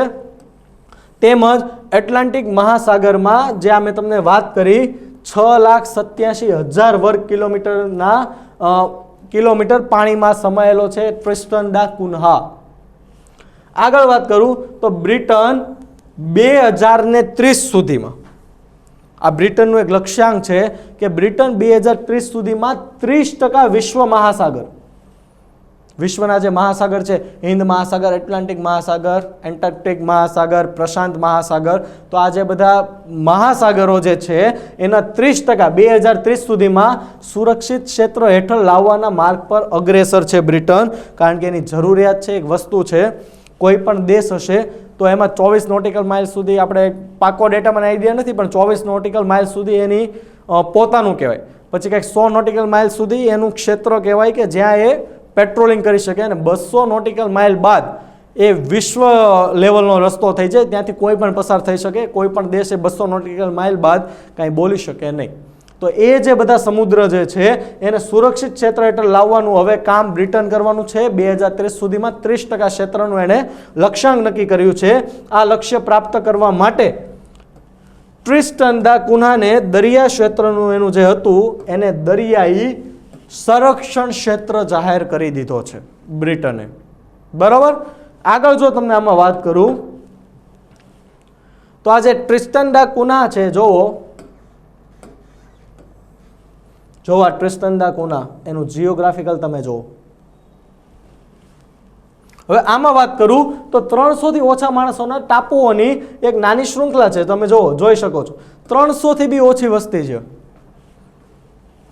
તે દક્ષિણ એટલાન્ટિક મહાસાગરમાં લંડનથી 6000 માઇલ દૂર સ્થિત છે, જ્યાં લાખો સમુદ્રી પક્ષી જો આ ત્યાં લુપ્ત થવાની સ્થિતિમાં આવી ગયું છે, એટલે મેં ફોટો મુકાયો છે. લાખો સમુદ્રી પક્ષીને અદ્વિતીય ભૂમિ પક્ષીઓનું ઘર છે, કારણ કે ટાપુઓની તો શૃંખલા છે, માણસો ઓછા છે, પણ ત્યાંની જે જીવ સૃષ્ટિ જે છે એ તો બહુ દુર્લભ છે. બરાબર.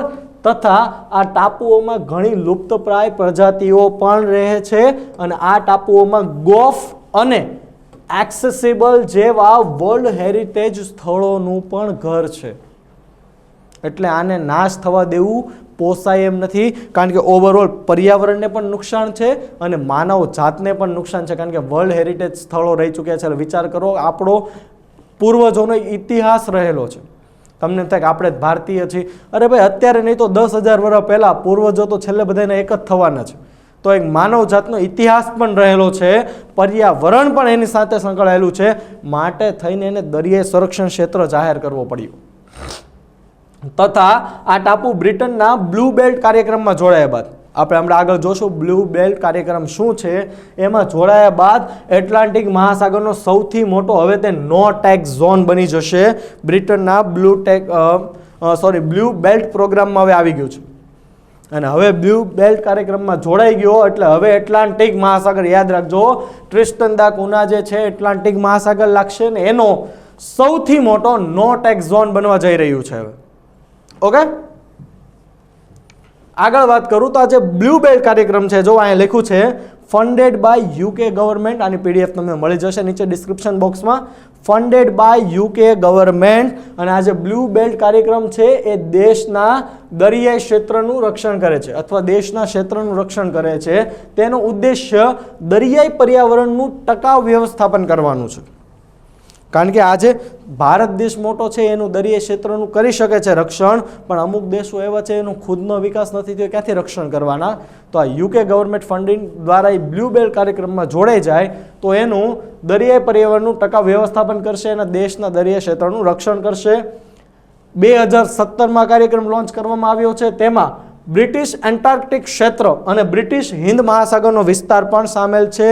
ખાસ યાદ રાખજો, આનો મેં તમને નકશો મુકાયો છે, હમણાં આપણે જોશું. બ્રિટિશ હિન્દ મહાસાગરનો વિસ્તાર અને બ્રિટિશ એન્ટાર્કટિક ક્ષેત્ર, આ બ્લુ બેલ્ટ કાર્યક્રમનો વિસ્તારનો આમાં સમાવેશ થઈ જાય છે. જો કે એન્ટાર્કટિક સંધિ મુજબ આ ક્ષેત્ર પરના દાવાને સ્થગિત કરવામાં આવ્યો છે. બ્રિટને આ બ્રિટિશ એન્ટાર્કટિક ક્ષેત્ર પર દાવો કર્યો હતો, પણ આપણે હમણાં આગળ એન્ટાર્કટિક સંધિ જોશું. આ સંધિ અંતર્ગત એન્ટાર્કટિક ખંડ છે અથવા દરિયો છે એની ઉપર કોઈ નોક રહેશે નહીં, તમે ત્યાં રહેવા પણ નહીં જઈ શકો, પણ હા કોઈ પણ દેશ ત્યાં વૈજ્ઞાનિક કોઈ પણ નવું સંશોધન માટે અથવા કોઈ પણ વૈજ્ઞાનિક પદ્ધતિ માટે ત્યાં જઈ શકશે. એટલે બધા દેશોની ત્યાં પ્રયોગશાળા છે એન્ટાર્કટિક ખંડમાં, પણ એ દેશ કોઈનો ના કહેવાય. બરોબર. આ એન્ટાર્કટિક સંધિ થયેલી છે, આપણે હમણાં આગળ જોઈશું. બ્રિટિશ હિન્દ મહાસાગર ક્ષેત્ર જે છે એ જો આપણે નકશો મૂકેલો છે મિત્રો, આ આપણું ભારત, આ કહેવાશે હિન્દ મહાસાગર. બરોબર. એનાથી આગળ જો આ જે પોર્શન જે છે, જો આ જે ચોરસ જે છે, એટલે તમને કહું તો અહીંયા હજી આગળ આફ્રિકા ખંડ આવી જશે, પણ આ જેટલો પોર્શન છે ને, આપણે ભલે કહીએ હિન્દ મહાસાગર, અહીં અરબની ખાડી ગમે ગણો, પણ આપણે દરિયા બેઝ પર તમે જાઓ, પણ આ કહેવાય છે બ્રિટિશ હિન્દ મહાસાગર. આ નીચેનો ભાગો, આ નકશો છે, આપણે પીડીએફમાં તમને મળી જશે. બ્રિટિશ હિન્દ મહાસાગરનો વિસ્તાર જે છે એ માલદીવથી 500 માઇલ દૂર સ્થિત છે. જો અહીંયા આપણે માલદીવ, એનાથી 500 માઇલ દૂર આ બધું જે કહેવાશે એ બ્રિટિશ હિન્દ મહાસાગર કહેવાશે, જેમાં 5 કોરલ એટોલ પણ છે. જો અહીંયા આ 5 કોરલ એટોલ બી આપણે ઝૂમ કરેલા છે. હવે જે એન્ટાર્કટિક સંધિ આપણે હમણાં જ વાત થઈ, માનવીય ગતિવિધિઓ આ એન્ટાર્કટિક સંધિ દ્વારા વિનિયમિત કરવામાં આવી છે અથવા તો સ્ટોપ કરી દેવામાં આવી છે, જેમાં 1960માં જે આપણે હસ્તાક્ષર કરવામાં આવ્યા એની અંતર્ગત 54 દેશોએ આ સંધિ પર હસ્તાક્ષર કર્યા અને 54 દેશોએ આ સંધિ પર હસ્તાક્ષર કરીને એક્સેપ્ટ કર્યું કે આ સંધિ એન્ટાર્કટિકાને એક વૈજ્ઞાનિક જાળવણી તરીકે સ્થાપિત કરશે.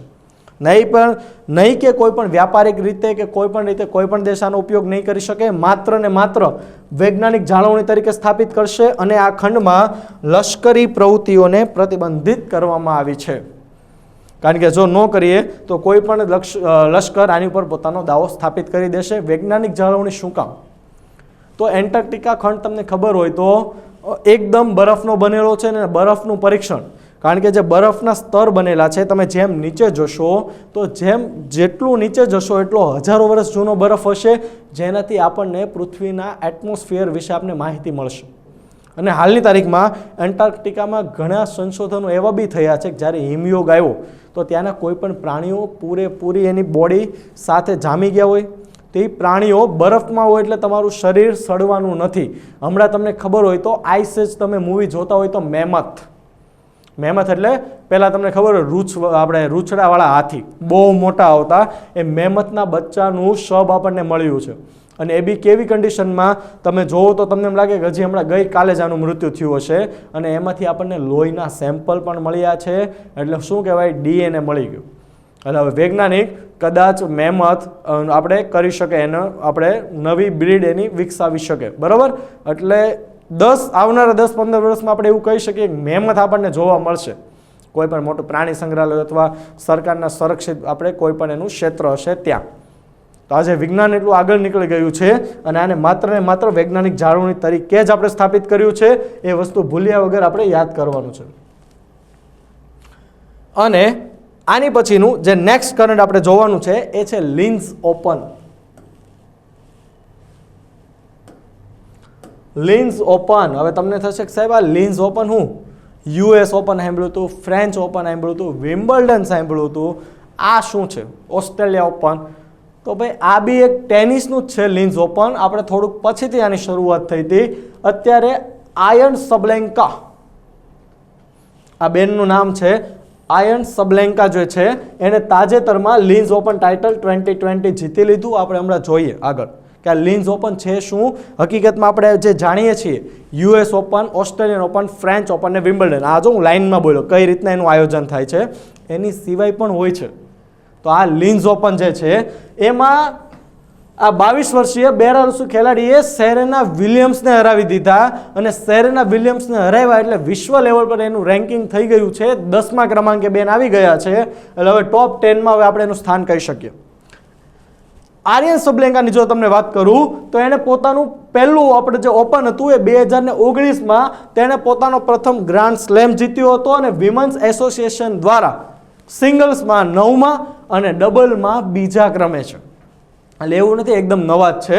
લિન્ઝ ઓપનની જો તમને વાત કરું તો એ હાર્ડ કોરમાં રમવામાં આવે છે. આ જો તમને ટેનિસ કોર્ટની વાત કરું તો હાર્ડ કોર આવે, કાર્પેટ કોર્ટ આવે, ગ્રાસ કોર્ટ આવે. તો આ બધા કોર્ટ જે છે કયા ઓપનમાં રમવામાં આવે એ બી આપણે કોષ્ટક બનાવ્યું છે, જે તમારે ક્લાસ 3ની એક્ઝામમાં એમ કહું ગેરંટી સાથે આવી શકે. કારણ કે હવે પહેલાં જેવું નથી રહ્યું કે હું તમને એમ કહું કે ભાઈ ટેનિસ કોર્ટમાં હમણાં લિન્ઝ ઓપનમાં કોણ જીત્યું બધાએ ગોખ્યું છે. પણ હું તમને એમ પૂછી શકું કે ભાઈ હવે આપણે હમણાં કોરોના એકદમ સ્ટેબલ થશે પછી સમજો કે US ઓપન આવશે તો ભાઈ US ઓપન કયા કોર્ટમાં રમવામાં આવે છે, 99% લોકોની વિકેટ પડી જાય એમાં. બરાબર, તો આ યાદ રાખવાનું છે. જે લિન્ઝ ઓપન જે છે એ હાર્ડ કોર્ટમાં રમવામાં આવે છે. તે જેનરલી ગ્રુપ E દ્વારા પ્રાયોજિત છે. તે સામાન્ય રીતે લિન્ઝ એટલે ઓસ્ટ્રેલિયાની, ખાસ યાદ રાખજો ઓસ્ટ્રિયા. લોકો છે ને જલ્દી વાંચવામાં પોતાનું સબકોન્શિયસ માઇન્ડનો ઉપયોગ કરી લે, એટલે હું વાંચી લે ઓસ્ટ્રેલિયા, પણ નહીં ઓસ્ટ્રિયા. કારણ કે ઓસ્ટ્રેલિયામાં તો છે ને સાહેબ ઓસ્ટ્રેલિયન ઓપન રમાય જ છે. આ ઓસ્ટ્રિયામાં લિન્ઝમાં રમાય માટે કહેવાય લિન્ઝ ઓપન, જે 2009થી તેને WTA world tennis authority international tournament તરીકે નામિત કરવામાં આવી છે. ટેનિસ કોર્ટ જો હવે આ મારે તમને જે સમજાવું તો એ આવી ગયું. આ ટેનિસ કોર્ટ જો 4 પ્રકારના છે. આને કહેવાય ક્લે ટેનિસ કોર્ટ. ક્લે એટલે તમને ખબર પડી કે માટી જેવો કલર છે, બરાબર. ક્લે કોર્ટ, જો અહીં આવી ગયો નંબર 1. બીજું આવશે ગ્રાસ કોટ, ઘાસ, બરોબર, આઈડિયા આવી ગયો. આ આવશે હાર્ડ કોટ, એકદમ કડક હોય, એકદમ હાર્ડ કોટ. આપણે એમ સમજો ને બ્લોક જેવું એકદમ મટીરિયલ પાથરીને એકદમ આને કમ્પ્લીટ કર્યું હોય. ચોથું આવશે કાર્પેટ કોટ. જો આ કાર્પેટ કોટની ઇમેજ છે. હવે આપણે જે ગ્રાન્ડ સ્લેમ થાય છે એ તમને મને ખબર છે 4 પ્રકારના થાય. કયા? US open, Australia open, French open ને વિમ્બલ્ડન. કરોડો રૂપિયામાંની ઇનામી રાશિ હોય છે. US ઓપનની વાત કરું તો હાર્ડ કોર્ટમાં રમાય છે. જો હવે તમે જ્યારે ટીવીમાં તમે આપણે જોતા હશો ને US ઓપન, તો એમાં જોજો એ લોકોનો જે કોટ હશે ને બ્લુ કલરનો હશે, હાર્ડ કોર્ટમાં હશે, તમારે જોઈ લેવાની છૂટ તમારે. ઓસ્ટ્રેલિયન ઓપન પણ હાર્ડ કોર્ટમાં જ રમાય છે. ફ્રેન્ચ ઓપન જે છે એ ક્લે કોર્ટમાં રમાય છે. હવે જો ફ્રેન્ચ ઓપન ત્યારે જોઈ લેજો, બરાબર. વિમ્બલ્ડન જે છે એ ગ્રાસ કોર્ટમાં રમાય છે, બરાબર. અને આ જે ગ્રાસ કોર્ટ હોય ને સૌથી ઝડપી પીચ કહેવાય, ખાસ યાદ રાખજો. એટલે આપણે ટેનિસમાં આ બધી વસ્તુ યાદ રાખવાની છે. એના કોર્ટ કેટલા પ્રકારના, ઓપન કેટલા પ્રકારના રમાય છે, બરાબર. હવે પછીનો જે નેક્સ્ટ ટોપિક જોવાનો છે મિશન ગગનયાન. તમને એમ થશે કેમ ચર્ચામાં આવી ગયું સાહેબ? મિશન ગગનયાન તો મેં ગયા વર્ષે બહુ જોયું. તો મિશન ગગનયાનમાં હવે એનું સૌપ્રથમ હાર્ડવેર કે જેનું બૂસ્ટર સેગમેન્ટ કહેવાય એ L&Tએ ડિલિવર કરી દીધું છે.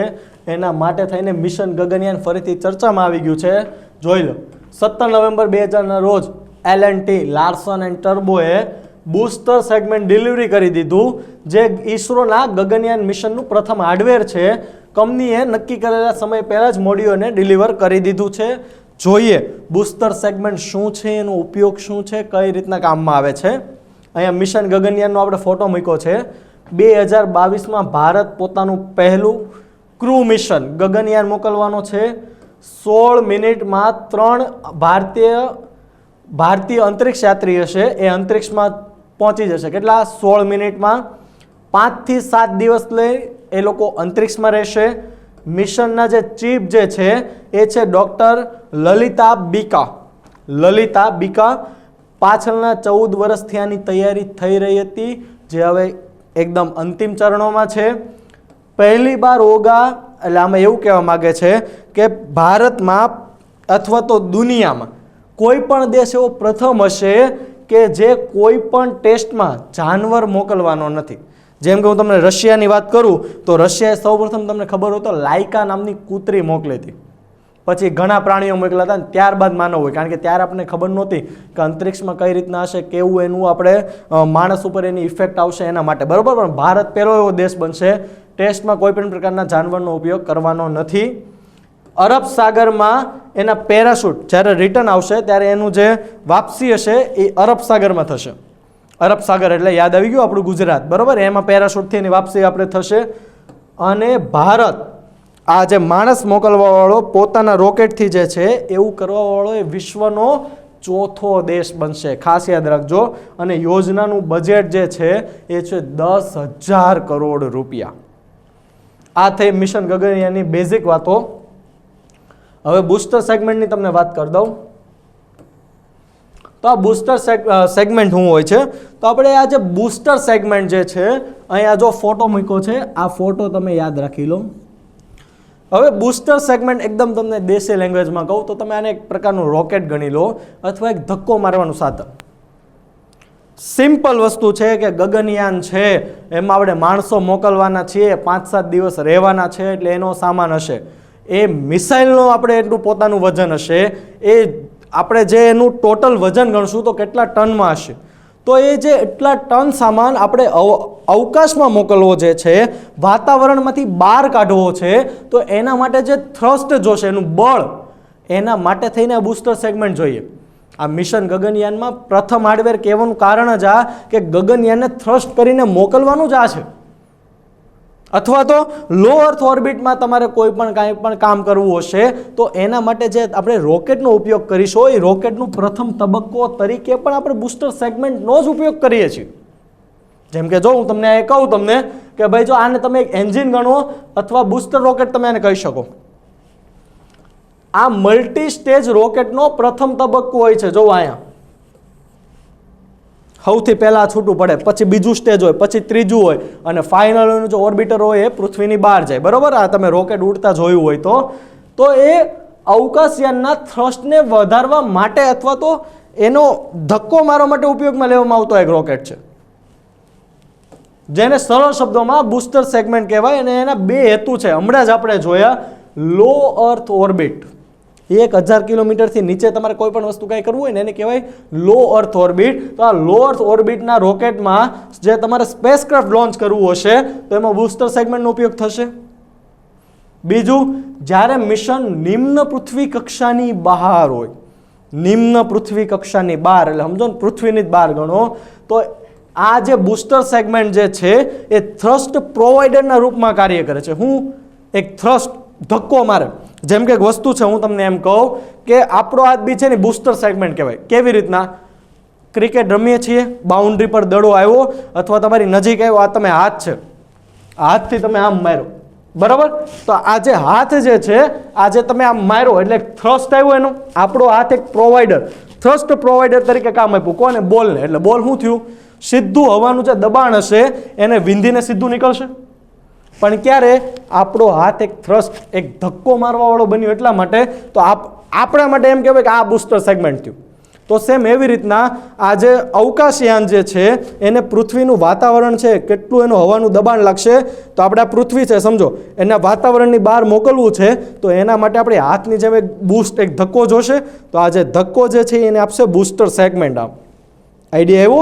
આ બૂસ્ટર સેગમેન્ટ એકદમ સરળ ભાષામાં વાત કરું તો આ એની ઉપયોગિતા છે.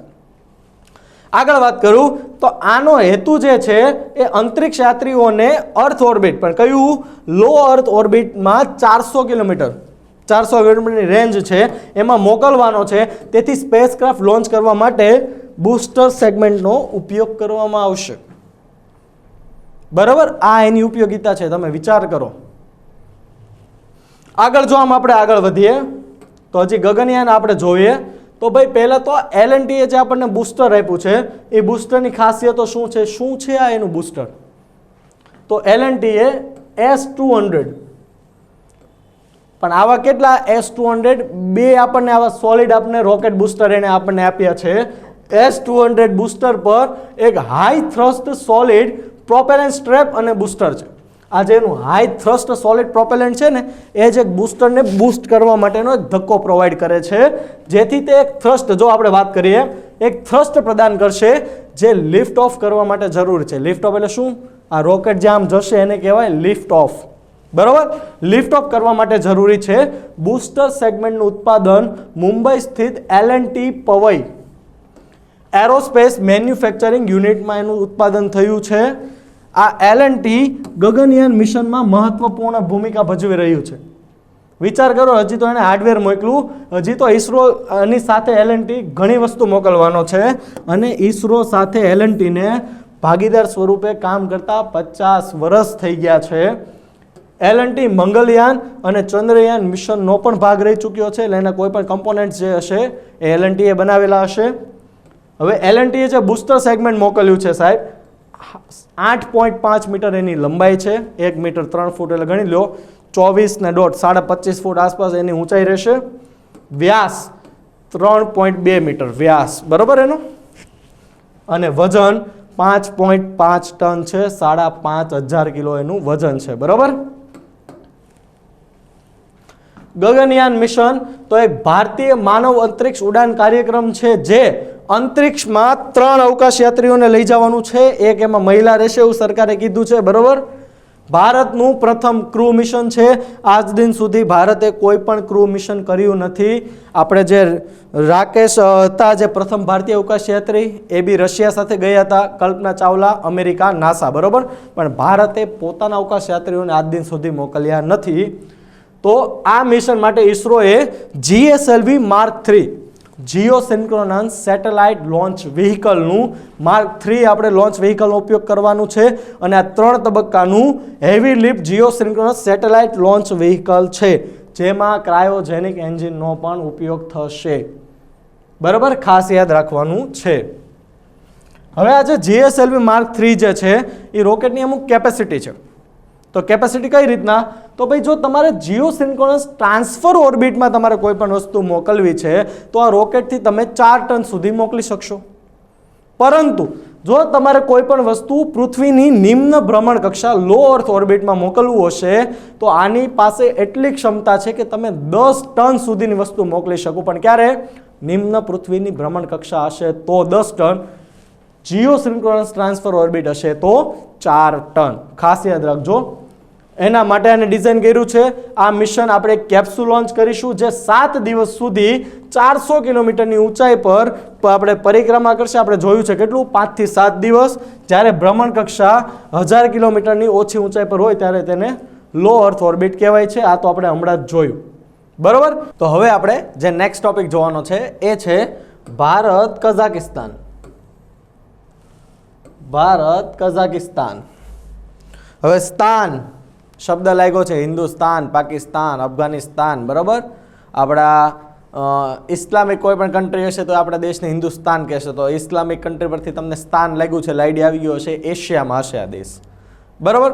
તો હવે ભારત અને કઝાકિસ્તાન બંને વચ્ચે જે વિડીયો કોન્ફરન્સ દ્વારા ફોરેન ઓફિસ કન્સલ્ટેશનનો એટલે કે વિદેશી કાર્યાલય જે પરામર્શ થયું 7મો રાઉન્ડ, એનું જે બંને દેશોએ કઝાકિસ્તાનના ઉચ્ચ પ્રભાવ સામુદાયિક પ્રોજેક્ટના અમલીકરણ માટે ભારતીય અનુદાન સહાયતા પર હસ્તાક્ષર કર્યા. તો આ અનુદાન સહાયતા પર આપણે હસ્તાક્ષર કર્યા એનો મતલબ આપણે એવું કહી શકીએ કે આપણા સંબંધો ઘણા સમયથી હશે. અરે સાહેબ, તમને ખબર નહીં હોય, કઝાકિસ્તાન જે છે ને એ વિશ્વના જે સૌથી વધારે યુરેનિયમનું જે ઉત્પાદન કરતા હોય ને એમાંનો એક દેશ છે કઝાકિસ્તાન. વિશ્વનું કુલ યુરેનિયમનું 12% યુરેનિયમ કઝાકિસ્તાન ધરાવે છે. અત્યાર સુધી ભારતને લગભગ 9000 ટન જેટલો, ટન, કિલો નહીં, ટન જેટલું યુરેનિયમ સપ્લાય કરી દીધું છે. હવે યુરેનિયમ એટલે તમને થશે શું થશે?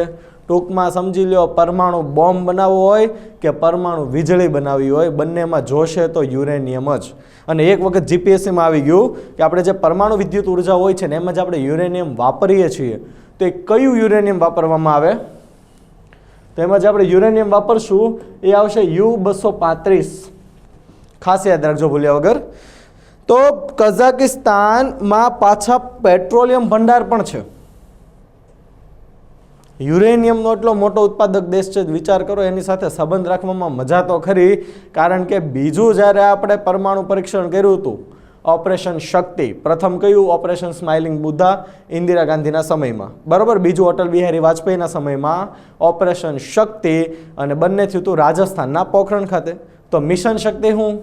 Anti satellite weapon system. આપણે દિવાળી પહેલાં કરંટ અફેર્સમાં જોયું હતું, યાદ રાખજો, કન્ફ્યુઝન ન આવી જાય. ઓકે. તો ત્યારે જ્યારે બીજું પરમાણુ પરીક્ષણ આપણે કર્યું તો બધા જ વિશ્વના દેશોએ આપણી સાથે સંબંધ કટ કરી નાખ્યો.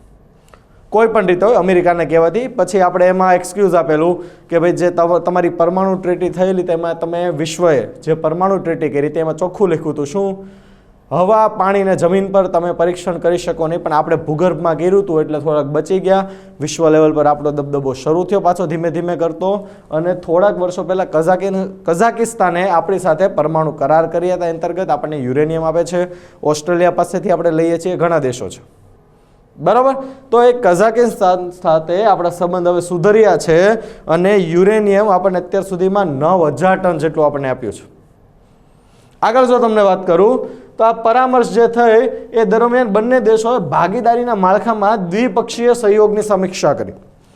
કારણ કે આજે કોરોનાનો પેન્ડેમિકનો સમય છે, કોઈ પણ દેશ હશે, આજે તમે જો ભારતે અત્યારે કેટલા દેશો સાથે વિડીયો કોન્ફરન્સ કરી હશે, તો એ બધામાં એકબીજા દેશોની સહાયતા.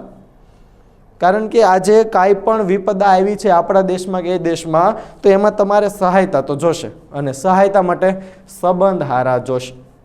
પાડોશી યારે સંબંધ હારા હશે તો કાલ હવે કંઈક થાય દોડતો આવશે. છૂટા આપણે થાળીના ઘા થતા હોય હામી કોઈ ન આવે, બરાબર. એટલે સંબંધ આપણે સુધરે, એટલે સહયોગની સમીક્ષા કરી. આ પરામર્શમાં આર્થિક છે, રાજકીય, સંરક્ષણ, ઉર્જા, અવકાશ અને સાંસ્કૃતિક બાબતોનો સમાવેશ થાય છે. ઉપરાંત બંને દેશોએ COVID-19 એટલે કે કોરોના સામે લડવાના એના અનુભવો પણ શેર કરશે કે ભાઈ તમે તમારા દેશમાં કોરોના કાબૂમાં કઈ રીતના લીધો, કયા સ્ટેપ લીધા છે, બરાબર. તો આ વસ્તુ એ થઈ છે. આની આગળ જો તમને વાત કરું તો જીએસએલવી હવે બંને દેશોએ 2021-22 ના સમયગાળા માટે યુએન સિક્યુરિટી કાઉન્સિલના સભ્ય તરીકે ભારતની આગામી કાર્યકાળ સહિત બહુપક્ષી મંચોમાં તેમનો સહયોગ વધારવા માટે સંમત થયા છે. કારણ કે તમને મને ખબર છે ભારત હમણાં જ યુએન સિક્યુરિટી કાઉન્સિલમાં સભ્ય તરીકે ચૂંટાઈ ગયો છે, પણ સ્થાયી નથી, ખાસ યાદ રાખજો. બરાબર, તો એમાં આપણે બહુપક્ષીય મંચોમાં કઝાકિસ્તાનનો સહયોગ વધારવા માટે આપણે સંમત થયા. એટલે કઝાકિસ્તાન આપણો સહયોગ કરશે, બરાબર, જેનાથી શું થાય, પ્રભુત્વ વધે ને આપણે યુએન સિક્યુરિટી કાઉન્સિલમાં સ્થાયી સીટની પણ ડિમાન્ડ કરી રહ્યા છીએ, પણ નડે છે ચીન, વીટો પાવર આમાં હોય. બરાબર, હવે કઝાકિસ્તાનના પરમાણુ સંસાધનો વાત કરું તો હમણાં જ આપણે વાત થઈ, કઝાકિસ્તાન વિશ્વના 12%, એટલે કુલ વિશ્વમાં 100 કિલો યુરેનિયમ હોય તો એનું 12 કિલો એટલે કે 12% વિશ્વ યુરેનિયમ સંસાધનો ધરાવે છે કઝાકિસ્તાન. વર્ષ 2019માં દેશમાં વિશ્વ યુરેનિયમનું 43% ઉત્પાદન કર્યું છે, 12%, પણ બીજા બધા દેશો ઓછું ઉત્પાદન કરે છે, એનું વધારે છે. એટલે 43% એટલે સમજો ગણો ને, અડધ ઉત્પાદન કઝાકિસ્તાનમાં થાય છે. તો વિચાર કરો, એની સાથે ઇન્ટરનેશનલ રિલેશન આપણા સારા કરવામાં જ આપણે ફાયદો છે. યુરેનિયમ આપે છે તો આપણે એનાથી પરમાણુ વીજળી કોલસા કરતાં ઘણી સસ્તી, પ્રદૂષણ બી ઓછું. તો વિચાર કરો, અને પરમાણુ બોમ્બ બનાવવામાં પણ કામ લાગે, વિચાર કરો. આગળ જો એના પેટ્રોલિયમની વાત કરું તો દેશમાં 30 અરબ બેરલ તેલ ભંડાર છે. એક બેરલ હોય એટલે ગણવાનું 159 લીટર. કાલના દિવ્ય ભાસ્કરના પેપરમાં લગભગ એક લેખ આવ્યો છે, સરકારને પેટ્રોલ 25 રૂપિયામાં તૈયાર થાય છે ને આપણા સુધી આવતા આવતા કેમ 81 રૂપિયા થઈ જાય છે એનું હતું. બરાબર, પાછી લેવાની છૂટ કામ લાગે, પણ આ યાદ રાખજો, એક બેરલ એટલે 159 લીટર, અને એવું 30 અરબ બેરલ તેલ ભંડાર પણ કઝાકિસ્તાનમાં આવ્યું છે. નેક્સ્ટ છે ભારત અને કઝાકિસ્તાનના જો સંબંધની આપણે ચર્ચા કરીએ તો કઝાકિસ્તાન ભારતની યુરેનિયમ જરૂરિયાતોના 80% ભાગને પૂર્ણ કરે છે. વિચાર કરો, ત્યારે જ આપણે જો હમણાં બોલ્યા હતા 9000 ટન આપણે યુરેનિયમ ભારતે સપ્લાય કર્યું. ક્યારે? કેટલા સારા સંબંધો હશે ને આપણે એની યારે પરમાણુ કરાર કરેલો છે, પણ એ પરમાણુ કરાર પણ આપણી સાથે ક્યારે થયો હશે? એવા સંબંધ હશે ત્યારે. કારણ કે જ્યારે કોઈ દેશોએ આપણે નહોતું આપતું ને પરમાણુ કરાર અંતર્ગત યુરેનિયમ, ત્યારે આ ગણીને 2-3 દેશો હતા ભારત સાથે, ઓસ્ટ્રેલિયા છે, પછી કઝાકિસ્તાન છે, જાપાન છે, બધા આપણે પ્રોવાઈડ કરતા હતા. બરાબર, કારણ કે એ લોકોને વિશ્વાસ હતો કે આપણે એના વિશ્વાસનો દુરુપયોગ નહીં કરીએ. એટલે 80% જરૂરિયાત કઝાકિસ્તાન પૂરી કરે છે, પણ હેની યુરેનિયમનું. એમાંથી આપણે પરમાણુ કરાર અંતર્ગત 9000 ટન ભારતને સપ્લાય કર્યું છે. 2019માં ભારત અને કઝાકિસ્તાનને 2020થી 24ના સમયગાળા માટે તેમના પરમાણુ કરારને નવીનીકરણ કર્યું, ફરીથી રિન્યૂ કર્યો છે, ફરીથી 4 વર્ષ માટે. બરાબર, કારણ કે હવે એને આપણી પર વિશ્વાસ બેસી ગયો છે. આગળ વાત કરું તો કઝાકિસ્તાન મધ્ય એશિયાની અર્થવ્યવસ્થામાં પ્રમુખ ભૂમિકા નિભાવે છે. કારણ કે મધ્ય એશિયામાં તમે ગણો, આપણી બાજુથી શરૂઆત કરો, પાકિસ્તાન કંગાળ, અફઘાનિસ્તાન કંગાળ, કિર્ગિસ્તાન ગણો કંગાળ. કિર્ગિસ્તાન ભલે આપણે એટલું કંગાળ, પણ આમ એટલી બધી એની ઇકોનોમી ન કહેવાય. પણ હવે વિચાર કરો, કઝાકિસ્તાન છે ભાઈ 30 અરબ બેરલ આપણે તેલ ભંડાર, વિશ્વનું 12% યુરેનિયમ, તો એક મધ્ય એશિયામાં પ્રમુખ તરીકેની ભૂમિકા આ કઝાકિસ્તાન નિભાવે છે. તો આપણે એમ કહી શકીએ કે યુરોપ છે અને આપણે એશિયા છે, તો એ બંને વચ્ચે જો સાંકળ તમારે બાંધવી હોય તો કઝાકિસ્તાન સાથે તમે સંબંધ ડેવલપ કરી શકો. કારણ કે ભાઈ મધ્ય એશિયા છે, તમારે કોઈ પણ એક દેશ સાથે સંબંધ સુમેળભર્યો રાખવો જ પડશે. બરાબર, તો આપણે હું એમ બી કહી શકું કે યુરોપ અને એશિયા વચ્ચે સાંકળનું કામ બી કઝાકિસ્તાન કરી શકે, કારણ કે પ્રમુખ અર્થવ્યવસ્થા છે મધ્ય એશિયાની. બરાબર, આગળ જો તમને એની વાત કરું તો ભારત માટે મધ્ય એશિયા એટલું મહત્વપૂર્ણ કેમ છે? પહેલા તો મધ્ય એશિયા, આપણે હમણાં જ વાત થઈ, એશિયા અને યુરોપ વચ્ચે એક પુલનું કામ કરે છે મધ્ય એશિયા. કારણ કે વિશ્વનો તમે નકશો જોયો હશે, યુરોપ અને એની પછી આપણે એશિયા શરૂ થાય, તો એ યુરોપ અને એશિયા વચ્ચે મધ્ય એશિયા કામ કરવાનું છે. આગળ વાત કરું, આ ક્ષેત્ર પેટ્રોલિયમ, કુદરતી કુદરતી ગેસ, ચાંદી, સોના અને યુરેનિયમ જેવા કુદરતી સંસાધનોથી સમૃદ્ધ છે. જ્યાં સુધી આપણે અત્યારની લેટેસ્ટ ટેકનોલોજી ડેવલપ નહોતી થઈ ત્યાં સુધી મધ્ય એશિયન દેશો, તમે આ ગણો કઝાકિસ્તાન, કિર્ગિસ્તાન, ઉઝબેકિસ્તાન, એ બધા જે દેશો છે એ આર્થિક દ્રષ્ટિએ એટલા સદ્ધર નહોતા, કારણ કે એમને ખબર જ નહોતી કે એમના દેશમાં પેટ્રોલિયમ ભંડાર છે, કુદરતી ગેસ છે કે યુરેનિયમ છે, આવી ખબર જ ન પડતી. પરંતુ ટેકનોલોજી આવતા બધી વસ્તુની ખબર પડી. આજે દેશોમાં આપણે વટથી કહી શકીએ કે આ બધા જે ક્ષેત્ર જે છે મધ્ય એશિયાના, એમાં આ બધા ભંડારો આવેલા છે. તો વિચાર કરો, હવે એ દેશો કેટલા ડેવલપ થઈ ગયા કહેવાય, એની ઇકોનોમી કેટલી સ્ટ્રોંગ થઈ ગઈ કહેવાય. તો એની સાથે બી સંબંધ રાખવામાં એક ડાહપણ તો છે જ, બરાબર. કારણ કે ગણો પેટ્રોલિયમ, કુદરતી ગેસ ભારત કેટલી વધારે આયાત કરે છે. આજે અમેરિકા સાથે સારા સંબંધ છે. અમેરિકા આપણને હુકમ કર્યો, ઈરાનથી આપણે પેટ્રોલ લેવાનું બંધ કરી દીધું. નકર ઈરાન સાથે આપણે બહુ સારું હતું, ભારતની કરન્સીમાં એ પૈસા સ્વીકારતું હતું. આપણું ફોરેક્સ રિઝર્વ જે હોય ને એ નહોતું જતું, એટલે આપણો રૂપિયો મજબૂત જ થતો હતો. પણ હવે અમેરિકા અને ઈરાન સાથે માથાકૂટ થઈ, આપણે ના પાડી દીધી. હવે ભારત ક્યાંથી લેવાનું? ઈરાનને નાથી ના પાડી. અમેરિકા ગાંધી બાપુ સ્વીકારે નહીં, ડોલર જ. તો આજે આપણું ફોરેક્સ રિઝર્વ, આજે પેટ્રોલિયમનું જે ક્ષેત્ર છે એમાં સૌથી વધારે જઈ રહ્યું છે. તો વિચાર કરો કે આ કઝાકિસ્તાન કે આપણે જે મધ્ય એશિયાના દેશો છે એની સાથે આપણે સંબંધ સુમેળભર્યા થઈ જાય. એશિયામાં જ છે, એશિયામાં ભારતનું બી વર્ચસ્વ છે અને રૂપિયામાં પેમેન્ટ સ્વીકારતા થઈ જાય તો જે અમેરિકાથી જે ટ્રાન્સપોર્ટનો ખર્ચો છે એટલો અહીંથી નથી લાગવાનો. તો ઓવરઓલ ત્યાંથી બી પેટ્રોલ આપણને સસ્તું જ પડવાનું છે. અને બીજું, રૂપિયામાં પેમેન્ટ સ્વીકારે તો આપણું ફોરેક્સ રિઝર્વ ઓછું જાય. જેટલું ફોરેક્સ રિઝર્વ આપણું મજબૂત હશે તો આપણા દેશની કરન્સી બી એટલી મજબૂત થશે, બરાબર. આ મેં તમને હમણાં વાત કરી કે 25 રૂપિયાનું પેટ્રોલ આવતા આપણી પાસે 81 રૂપિયા આવી જાય. આ સરકારી વેટ હોય 32, રાજ્ય સરકારના હોય 23 બધું હું કામ લગાડવું પડે છે? આ હોય ને આ તો લોકો હજી 2 રાઉન્ડ વધારે મારે એમ છે. અને આ આપણે અહીંયા નથી બનતું, છે ભંડારો છે, બને પણ દેશની જરૂરિયાતને નથી પહોંચી વળતા. આ એટલે 81 ને 90 રૂપિયા રાખવા પડે, થોડાક કાબુમાં રહે, જેટલું જરૂર હોય એટલું વાપરે, કારણ કે લાંબી કોઈને બુદ્ધિ જ નથી, બરાબર. મધ્ય એશિયાઈ જે પ્રદેશો છે એને પૂર્વ પશ્ચિમ ટ્રાન્સ યુરેશિયન ટ્રાન્ઝિટ આર્થિક કોરિડોરમાં એકીકૃત કરવામાં આવી રહ્યા છે. કારણ કે આ જે પૂર્વ પશ્ચિમ આ ટ્રાન્સ યુરેશિયન ટ્રાન્ઝિટ આર્થિક કોરિડોરમાં એ લોકો થઈ જશે. તો આપણે એક ટૂંકમાં સમજી લો કે આપણે આસિયાનનું કેમ સંગઠન છે આજે આપણે વાત થઈ એ રીતના કે આ લોકોનું એક જૂથ થઈ જશે અને એક જૂથ એ લોકો થઈ જશે તો એનું બી વર્ચસ્વ વિશ્વ લેવલ પર વધશે. કારણ કે આપણે બોલીએ, તમને ખબર હોય તો UAE, યુનાઇટેડ આરબ અમીરાત, યુનાઇટેડ આ જે સંગઠન છે અથવા સંયુક્ત છે એટલે વિશ્વ લેવલ પર એનો દબદબો છે, બરાબર. તો આ એમને સંયુક્ત લેવલે લાવવાનું કામ કરશે આર્થિક કોરિડોર. તેથી યુરોપની સાથે ભારત પણ મોટા પાયે તેના વેપારમાં વધારો કરી શકે છે. કારણ કે યુરોપમાં એને વેપાર કરવો પડશે તો જમીની માર્ગ મધ્ય એશિયા થઈને જવું પડશે. તો અહીંયા બી એકવાર એનું વર્ચસ્વ થઈ જાય તો આ લોકોની બી કોઈક વસ્તુની નીડ્સ હશે. કારણ કે આ લોકો પાસે છે તો હું પેટ્રોલિયમ, કુદરતી ગેસ, ચાંદી, સોના, યુરેનિયમ જ છે. ત્યાં નથી ભાઈ ખેતીની પાકો થતી, ત્યાં નથી ભારત જેવો મરી મસાલા થતા. માર્કેટ સાહેબ કવર કરો, વેપાર ખાત ઘટે. આજના લેક્ચરમાં આપણે આગળ સમજાવ્યું હતું ને, વેપાર ખાત ઘટાડવા માટે જે અત્યાર સુધી આપણે કેવી પોલિસી હતી કે વિકસિત દેશો સાથે આપણે કેમ વેપાર વધે એવું કરતા નહીં. જે દેશો સાથે છે જ નહીં ત્યાં જઈને વેપાર વધારો, ઓટોમેટિક વેપાર ખાત આપણે તમારી સરપ્લસ થઈ જશે, બરાબર. તો યુરોપની સાથે ભારત પણ તેના મોટા પાયે વેપારમાં ફાયદો કરી શકે છે. હવે ઈરાન અને રશિયા સાથે મળીને ભારતે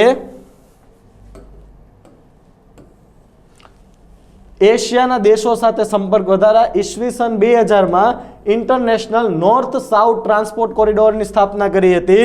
હવે ભારત હોય, ભારત એને મધ્ય એશિયાના દેશો સાથે સંપર્ક વધારવો હોય અને ઇન્ટરનેશનલ નોર્થ સાઉથ ટ્રાન્સપોર્ટ કોરિડોરની સ્થાપના કરવી હોય તો બેઝિક વસ્તુ હોવી જોઈએ, કોરિડોરની સ્થાપના કરવી છે. નોર્થ સાઉથ ટ્રાન્સપોર્ટ કોના માટે?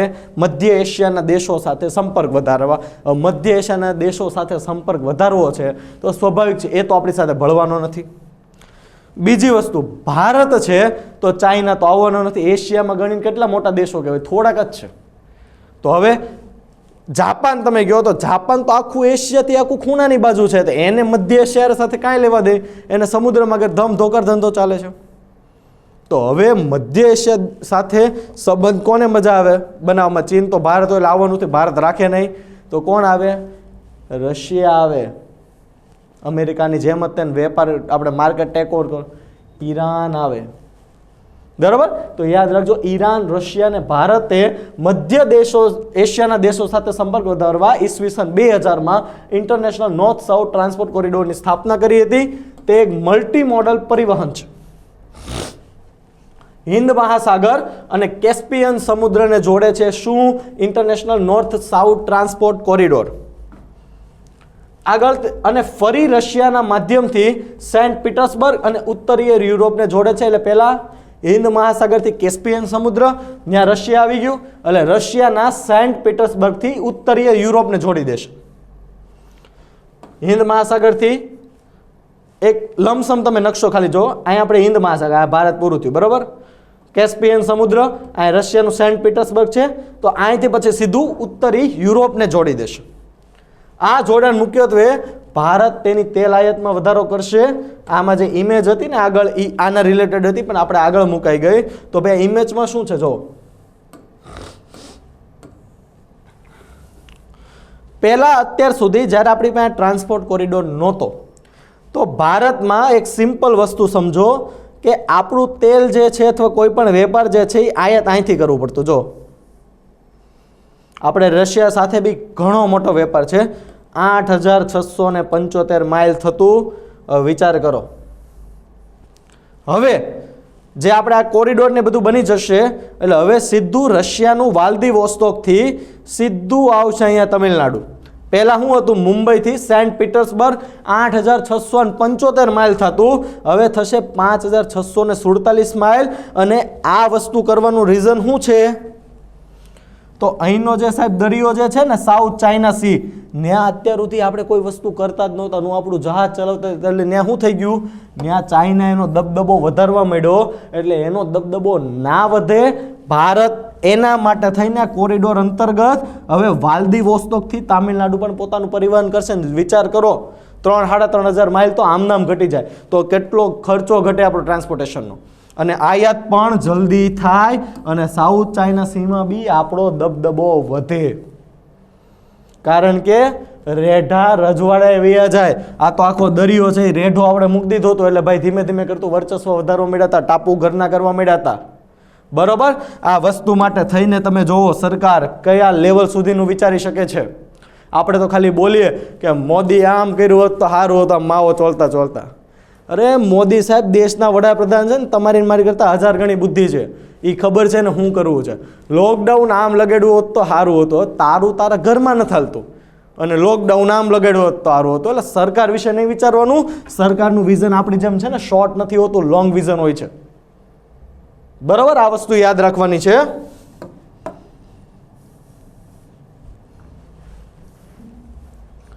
નેક્સ્ટ ટોપિક જે આપણે કરંટનો જોવાનો છે હવે, એ છે પરમ સિદ્ધિ. પરમ સિદ્ધિ સુપર કોમ્પ્યુટર. આ મારે નહોતો લખાવ, બરાબર. પરમ સિદ્ધિ એટલે શું? કોઈ સુપર કોમ્પ્યુટરે કાંઈ આપણે ઓલું કર્યું છે? પરમ પૂજ્ય ધર્મ ધુરંધર 1008ની ડિગ્રી લઈને આ સુપર કોમ્પ્યુટરને નામ નથી આપવામાં આવ્યું પરમ સિદ્ધિ. પરમ સિદ્ધિ અને ભારત સરકાર દ્વારા આપવામાં આવ્યું છે, જે ભારતનું સુપર કોમ્પ્યુટર છે. પણ એના રિલેટેડ કરંટ શું છે? તો ભાઈ વિશ્વના જે ટોપ 500 સુપર કોમ્પ્યુટરની જે યાદી બહાર પાડવાની આવી હતી, સૌથી શક્તિશાળી 500 કોમ્પ્યુટર, એમાં આપણા પરમ સિદ્ધિનો 63મો નંબર આવ્યો છે. આ પરમ સિદ્ધિ છે એક high performance computing artificial intelligence, AI HPC, high performance computing artificial intelligence supercomputer છે. એટલે આને શું કહેવાય? HPC AI supercomputer. Param Siddhi high performance computing artificial intelligence supercomputer છે. આર્ટિફિશિયલ ઇન્ટેલિજન્સ એટલે એક વસ્તુ યાદ રાખી લો, કૃત્રિમ બુદ્ધિ. પોતાની રીતના ગણતરી કે કોઈ પણ વસ્તુ કરવા માટે સક્ષમ, આપણા કમાન્ડની જરૂર નથી.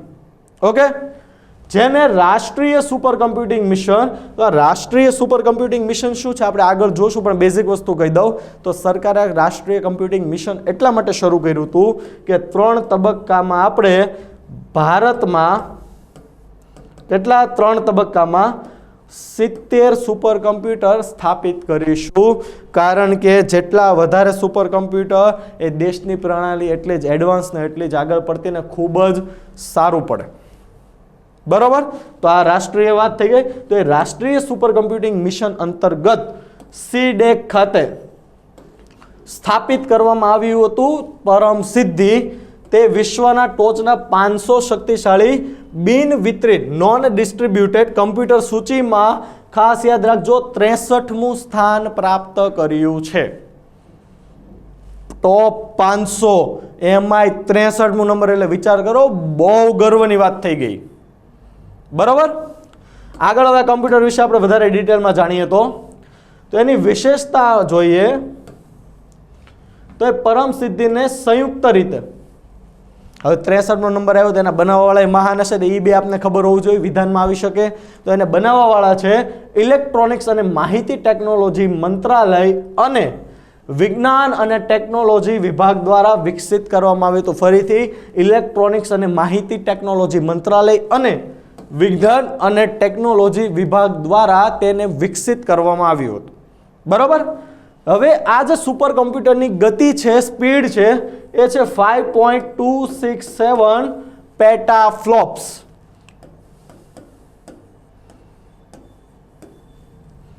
ફ્લોપ્સ 5.267 પેટાફ્લોપ્સ. હવે ફ્લોપ્સ એટલે શું? જનરલી તમે જો આપણે એકદમ દેશી ભાષામાં, આપણે હજી આ હાઈ લેવલની મેમરી આપણને નહીં ખબર પડે તો એક વસ્તુ સમજો, ફ્લોપ્સ એટલે આપણે ખબર પેન ડ્રાઈવ લઈએ તો એમાં સ્પીડ આવે કે એની સ્પીડ કેટલી હશે, કેટલા MBPS સુધી. આપણે તમે એકદમ પહેલાંની જૂની પેન ડ્રાઈવ હશે તો તમે જુઓ કે એમાં શું હોય કે ભાઈ 10 MBPSની આપણે સેકન્ડની સ્પીડ હોય. હવે અત્યારની તમે લેટેસ્ટ પેન ડ્રાઈવ લ્યો છો ને 1 GBps પ્રતિ સેકન્ડની આપે છે, પણ એ બધી પેન ડ્રાઈવ મોંઘી થાય. તો આની એવી રીતના 5.267 પેટાફ્લોપ્સ એની સ્પીડ છે. તો એ પેટાફ્લોપ્સ એટલે શું એ તો આપણે આગળ જોવાનું જ છે, બરાબર. એ શું છે? પછી તે બિન વિતરિત સુપર કમ્પ્યુટર તરીકેની, એટલે કે નોન ડિસ્ટ્રીબ્યુટેડ સુપર કમ્પ્યુટર તરીકેની આ માન્યતા મળી ગઈ છે, કારણ કે આ સૂચિમાં એનું નામ આવી ગયું છે વિશ્વ લેવલ પર. હવે એની માન્યતા મળી ગઈ છે. પરમ સિદ્ધિને NVIDIA DGX સુપરપોડ રિફરન્સ આર્કિટેક્ચર નેટવર્કિંગ પર બનાવવામાં આવ્યું હતું.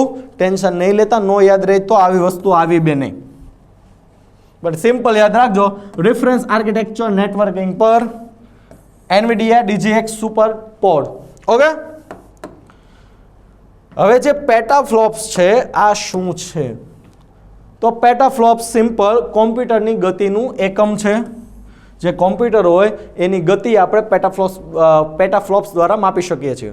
તો આપણા કોમ્પ્યુટરને પેટાફ્લોપ્સમાં આવે જ નહીં સૌ પ્રથમ તો, કારણ કે આપણા કોમ્પ્યુટર સિમ્પલ ને સાદા છે, બરાબર. એ કારે 5-10 એપ્લિકેશન કરો તો ખબર છે ને હેંગ થઈ જાય છે, બહુ જૂના PC હોય તો. જો એ પેટાફ્લોપ્સ લખ્યું છે, પેટાફ્લોપ્સ મીન્સ સિમ્પલ ઇંગ્લિશમાં લખ્યું છે ક્વોડ્રિલિયન્સ ઓફ ફ્લોટિંગ પોઈન્ટ ઓપરેશન્સ પર સેકન્ડ. ક્વોડ્રિલિયન્સ મીન્સ જો અહીંયા લખ્યું છે એક પેટાફ્લોપ પ્રતિ સેકન્ડ 1000 મિલિયન ફ્લોટિંગ પોઈન્ટ. આ જે 1000 મિલિયન છે ને એને કહેવાય ક્વોડ્રિલિયન્સ. તો 1000 મિલિયન ફ્લોટિંગ પોઈન્ટ ઓપરેશનના બરાબર હોય છે, પણ કેમ? પ્રતિ સેકન્ડ. અને આપણે આ કેટલું છે? 5.267, એટલે આ થયું 5267 મિલિયન ફ્લોટિંગ પોઈન્ટ પ્રતિ સેકન્ડ આપણે છે. આટલી ભયંકર સ્પીડ. ત્યારે વિચાર કરો 63મો નંબર છે, વિશ્વનું પહેલા નંબરનું છે, કેટલું હશે?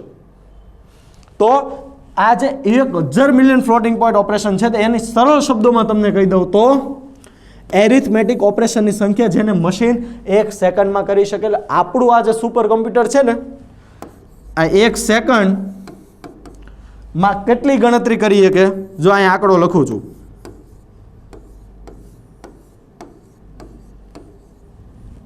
એટલી ગણતરી 1 સેકન્ડમાં કરે ને તો 1 પેટાફ્લોપ થયું. આપણે આ કરે છે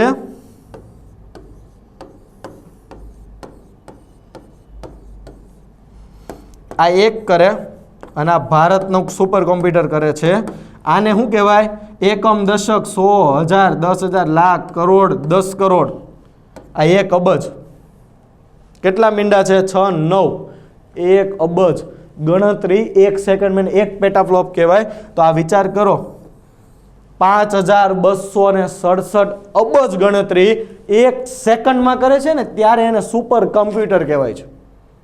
બરોબર? આ એકદમ સરળ શબ્દોમાં જેને મશીન 1 સેકન્ડમાં કરી શકે. એટલે હું તો ભાઈ પ્રતિ સેકન્ડ આજે ફ્લોટિંગ પોઈન્ટનું ઓપરેશન અથવા તો કે એરિથમેટિક ઓપરેશનોની સંખ્યા, આ એરિથમેટિક ઓપરેશનોની સંખ્યા કહેવાય આ ભારતના સુપર કોમ્પ્યુટરની.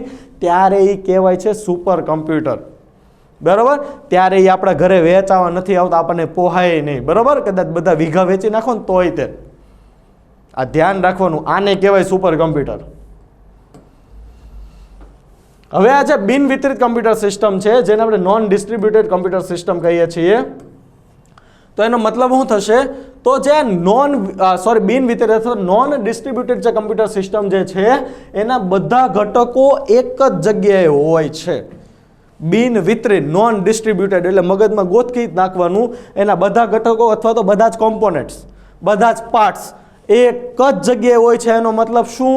તો આપણું આ સુપર કોમ્પ્યુટરના બધા જ ઘટકો અથવા પાર્ટ્સ જે જગ્યાએ છે એ આપણા વિધાનમાં આવી શકે, એટલે ગોખી જ નાખવાનું બોલ્યા વગર. તો એ જે છે એ પરમ સિદ્ધિના મામલામાં તેના બધા ઘટકો પુણેમાં સ્થિત છે. બરાબર? એટલે હું તમને એક વિધાનમાં એમ બી આપી શકું કે ભાઈ આપણું જે આ પરમ સિદ્ધિ સુપર કોમ્પ્યુટર છે એ નોન શબ્દ કાઢી નાખું, હું લખી દઉં ડિસ્ટ્રીબ્યુટેડ કમ્પ્યુટર સિસ્ટમ છે, પણ ડિસ્ટ્રીબ્યુટેડ નથી, નોન ડિસ્ટ્રીબ્યુટેડ. એનો મતલબ શું? એના બધા જ કોમ્પોનેન્ટ્સ એક જ જગ્યાએ. તમે કદાચ હોલિવૂડના મૂવી જોયા હોય, જનરલી આપણે ફાસ્ટ એન્ડ ફ્યુરિયસનો લગભગ 4થો કે 5મો પાર્ટ હોય, મને ખબર નહીં, એમાં તમે જોયું હોય તો એક કોમ્પ્યુટર રૂમમાં ઘૂસે છે અને એમાં એક ચીપ કાઢે છે. તે કોમ્પ્યુટર રૂમમાં જે મોટા મોટા કબાટ હોય ને, આમ તમે જોયું હોય તો એ બધા કબાટ એટલે શું કહેવાય? એના સર્વેલન્સ, એની બધી જ સિસ્ટમો, એને એક સુપર કોમ્પ્યુટર કહેવાય. બરાબર? ઘણીવાર હોલિવૂડના મૂવીમાં, ઘણા મૂવીમાં હોય છે, તમારે ક્યારેક આવું સીન જોયું હોય તો યાદ કરી લેજો, આઈડિયા આવી જશે એકદમ દેશી લેંગ્વેજમાં. બરાબર? તો આનું પુણેમાં સ્થિત છે. અને આ જે ભારતનો ઉદ્દેશ્ય છે આ પરમ સિદ્ધિને ડેવલપ કરવાનો, એ છે કૃષિ, સ્વાસ્થ્ય, સેવા, ઉર્જા, શિક્ષણ ક્ષેત્ર, સાયબર સુરક્ષા, હવામાન અને આર્ટિફિશિયલ ઇન્ટેલિજન્સ એપ્લિકેશનમાં આ સુપર કોમ્પ્યુટરનો ઉપયોગ કરવાનો છે. બરાબર? હવે મેં તમને વાત કરી કે આ જે પરમ સિદ્ધિ જે છે એ કોમ્પ્યુટર આપણે બનાવ્યું છે રાષ્ટ્રીય કમ્પ્યુટિંગ મિશન અંતર્ગત. તો આ રાષ્ટ્રીય કમ્પ્યુટિંગ મિશન શું છે? આપણે એના તબક્કા તો જોઈ લીધા, શું લક્ષ્યાંક છે, પણ ફરીથી એકવાર રિવિઝન કરી લઈએ. તો ભારત હાલમાં રાષ્ટ્રીય સુપર કમ્પ્યુટિંગ મિશનના 3જા તબક્કાને લાગુ કરી રહ્યું છે. 3જો તબક્કો મતલબ શું? 70નો લક્ષ્યાંક છે, 3જા તબક્કો, એટલે હવે 70નો આંકડો પહોંચવાની તૈયારી હોય ત્યારે આપણે 3જા સ્ટેજમાં પહોંચ્યા હશું. બરાબર? તો આ જે લાગુ કર્યું છે આ મિશનનો મુખ્ય ઉદ્દેશ 3 તબક્કામાં દેશમાં 70 સુપર કમ્પ્યુટર લગાવવાનો છે. વિધાન હું પૂછી શકું. બરાબર? તો રાષ્ટ્રીય કમ્પ્યુટિંગ મિશનનો મુખ્ય ઉદ્દેશ્ય શું? તો દેશના 3 તબક્કામાં 70 સુપર કમ્પ્યુટર લગાડવાનો છે. આને હાંસલ કરવા માટે ભારત સરકાર આ મિશન માટે 4500 કરોડ રૂપિયા ફાળવ્યા છે. બરાબર? 2015માં રાષ્ટ્રીય સુપર કમ્પ્યુટિંગ મિશનની ઘોષણા કરવામાં આવી હતી, એટલે નરેન્દ્ર મોદી સરકાર. બરાબર? ભારત સરકારના ડિજિટલ ઇન્ડિયા અને મેક ઇન ઇન્ડિયાનું સમર્થન કરવા માટે થઈને રાષ્ટ્રીય સુપર કમ્પ્યુટિંગ મિશનની શરૂઆત કરવામાં આવી હતી, કારણ કે આપણે જરૂર પડતી બહારથી મગાવતા અબજો રૂપિયા દેવા પડતા. બરાબર? તો digital India, make in India પ્રોગ્રામને સમર્થન આપશે અને આ મિશન અંતર્ગત ભારતનું પ્રથમ સુપર કમ્પ્યુટર IIT BHU પણ કયું? આ મિશન એટલે કયું? રાષ્ટ્રીય સુપર કમ્પ્યુટિંગ મિશન અંતર્ગત ભારતનું જે પ્રથમ સુપર કમ્પ્યુટર IIT BHU વારાણસીમાં સ્થાપિત કરવામાં આવ્યું હતું, તેનું નામ હતું પરમ શિવાય. બરાબર? શિવાય એટલે શંકર ભગવાન, પરમ શિવાય. નાનો જે 63મો નંબર આવ્યો છે એનું નામ શું છે? પરમ સિદ્ધિ. બરોબર, આમ મિસમેચ ન થઈ જાય, ખાસ યાદ રાખજો. વૈશ્વિક સમીક્ષાની જો તમને વાત કરું તો તમને મને ખબર જ હશે, અત્યારે જો આપણે સિમ્પલ છે ટેકનોલોજીમાં અત્યારે ચીન જ કહેવાય આગળ, તો વિશ્વમાં સૌથી વધારે સુપર કમ્પ્યુટર ચીન ધરાવે છે. બીજા નંબર પર તો અમેરિકા, અને ચીનની જરીફ હોય તો બીજા નંબર પર કોણ હશે? અમેરિકા. ત્રીજા નંબર પર જાપાન, ચોથા નંબર પર ફ્રાન્સ, ત્યારબાદ છે જર્મની, નેધરલેન્ડ, આયર્લેન્ડ ને યુકે. વિચાર કરો, નેધરલેન્ડ ને આયર્લેન્ડ જેવા દેશો બી આપણી કરતાં આગળ છે, પણ શું કામ? ભારતમાં આપણે એ લેવલ પર હજી પ્રયાસ જ નહોતા કર્યા. મેક ઇન ઇન્ડિયા આવી ગયું છે, ડિજિટલ ઇન્ડિયા આવી ગયું છે, એટલે ચોક્કસ આવનારા સમયમાં આપણું નામ પણ ટોપ 3માં જરૂર હશે. બરાબર, તો આની સાથે આગળનું કરંટ અફેર્સ જે આપણે ટોપિક જોવાનો છે એ છે રાષ્ટ્રીય નવજાત સપ્તાહ. નવજાતનો મિનિંગ તમને ખબર પડી ગઈ હશે. નવજાત એટલે તાજું જન્મેલું બાળક. બરાબર, અને સરકારની કેટેગરી મુજબ કહીએ તો આપણે 1 વર્ષ સુધીને એ લોકો નવજાત જ કહે છે ને કહેવાય બી. બરાબર, તો એ જે નવજાત જે છે, નામ પરથી ખબર પડી ગયું હશે, આરોગ્ય પરિવાર અને કલ્યાણ મંત્રાલય દ્વારા ઉજવવામાં આવે છે. તારીખ 15 નવેમ્બરથી 21 નવેમ્બર સુધીમાં એનું આયોજન થયું હતું. આ રાષ્ટ્રીય નવજાત સપ્તાહની ઉજવણીનો મુખ્ય ઉદ્દેશ્ય શું હશે? તો ભારતમાં જે નવજાતના મૃત્યુ દર છે ઘટાડવાનો હશે, અથવા આ જે નવજાત શિશુનું જીવન ટકાવી રાખવાનું અને તેના વિકાસના મહત્વ વિશે જાગૃતિ લાવવાનો રહેશે. કારણ કે હજી હાલની તારીખમાં કદાચ તમને મને ખબર હશે, નવજાત સપ્તાહ છે વાત કરું તો ઘણા લોકો તમને ખબર હશે, એક તો ગર્ભ જ્યારે રહી જાય તો પહેલાં તો આપણે શું સૌથી પહેલું પાપ શું કરીએ છીએ કે ભાઈ ભ્રૂણ હત્યા. શું કામ? ભ્રૂણ જોઈએ, દીકરી છે નથી જોઈતી, ચલો ભ્રૂણ હત્યા. બીજું કે ભાઈ આપણે કોઈ વ્યક્તિ આપણે શું કહેવાય કે સોનોગ્રાફી કે એવું કરાવતું જ નથી, એટલે ખબર નથી પડતું કે બાળકમાં કોઈ ખોડ ખાપણ કે કોઈ શારીરિક ખામી છે કે નહીં. એટલે એવા બાળક જન્મ લે છે અને તરછોડી દેવામાં આવે છે, અથવા એને આપણે તરછોડી દઈએ એટલે એનું મૃત્યુ બી જલ્દી થઈ જવાનું. ત્રીજી વસ્તુ કે ભાઈ જે આપણે એના બ્લડ રિપોર્ટ કે એવું કાંઈ નથી કરાવતા, તો કોઈ એવા વારસાગત રોગ જેમ કે HIV AIDS હશે તો એ વારસાગત આવશે. તો આવી અમુક ઘણી બધી વસ્તુઓના લીધે, અથવા તો જન્મ સમયે કોઈ આપણે એવી સુવિધા અવેલેબલ ન હોવાથી એ ટાઈમે ડિલિવરી ના થઈ શકે તો બી એ બાળકનું મૃત્યુ થાય છે. તો એવા બાળકના મૃત્યુ દરમાં ઘટાડો કેવી રીતના લાવવો, કઈ વસ્તુ આપણે એના માટે આપણે જરૂર છે, એ બધી વસ્તુ વિશે જાગૃતિ લાવવા માટે થઈને રાષ્ટ્રીય નવજાત સપ્તાહની આપણે ઉજવણી કરીએ છીએ. બરોબર, નેક્સ્ટમાં તમને લઈ જાઓ તો આ સપ્તાહ જે આપણે ઉજવીએ છીએ તો એનું મહત્વ શું હશે? તો ભારતમાં એક એવો ડેટા આવ્યો હતો કે દર વર્ષે આશરે 2.6 મિલિયન, 1 મિલિયન એટલે 10 લાખ, તો 2.6 મિલિયન એટલે શું? 26 લાખ બાળકો પહેલા 28 દિવસમાં જ ભારતમાં મૃત્યુ પામે છે. તો એના પરથી આપણે એવું કહી શકીએ ભારતમાં કે કોઈ પણ બાળક જન્મે તો એના પ્રથમ 28 દિવસ ખૂબ જ મહત્વના ગણાય છે. કારણ કે વિચાર કરો, એ બાળકને કંઈક તો એવા કારણ હશે 26 લાખ કે 28 દિવસની અંદર મરી જાય છે. કંઈક તો હશે કે ભાઈ એની પોષણની કમી હશે, અથવા તો કોઈ રસી જેને આપવી જોઈએ નહીં આપવામાં આવતી, અથવા તો જે એની ટ્રીટમેન્ટ જોઈએ નહીં મળતી હોય એને. બરાબર, તો દર વર્ષે એવા 26 લાખ બાળકો, 26 લાખ આપણું ભવિષ્ય આપણી કોઈ ખામીના લીધે આજે મૃત્યુ પામી રહી છે. તો એમાં ભારત સરકારનો એક બીજો ડેટા હતો કે ભારતમાં 2013માં 0.75 મિલિયન એટલે કે 7,50,000 નવજાત શિશુઓ મૃત્યુ પામ્યા હતા. ક્યારે? 2013માં. હવે આમાં તમને એક વસ્તુ કહું તો 2013માં શું થયું તે આજે ભાઈ 7,50,000 નવજાત શિશુઓ મૃત્યુ પામ્યા. તો આ તથ્ય બાદ આપણે એવું જાણવા મળ્યું કે 2013માં એક નવો રેશિયો બહાર આવ્યો હતો. 2013 પહેલા દર 1044 બાળકો મૃત્યુ પામતા હતા, અને 2013માં જે 7,50,000 મૃત્યુ પામ્યા તો એની એવરેજ થઈ દર 1028ની. દર 1028ની તમે વિચાર કરો, 28એ 7,50,000 બાળકો ગયા. ગણિત થોડુંક ફાવે છે, આપણે 44 છે એનું 42 જેવું ગણું, અને આ છે 28. જો આ 28 તો 14 દુ 28, 14 તેરી 42. આ 28 એ કેટલા છે? 7,50,000.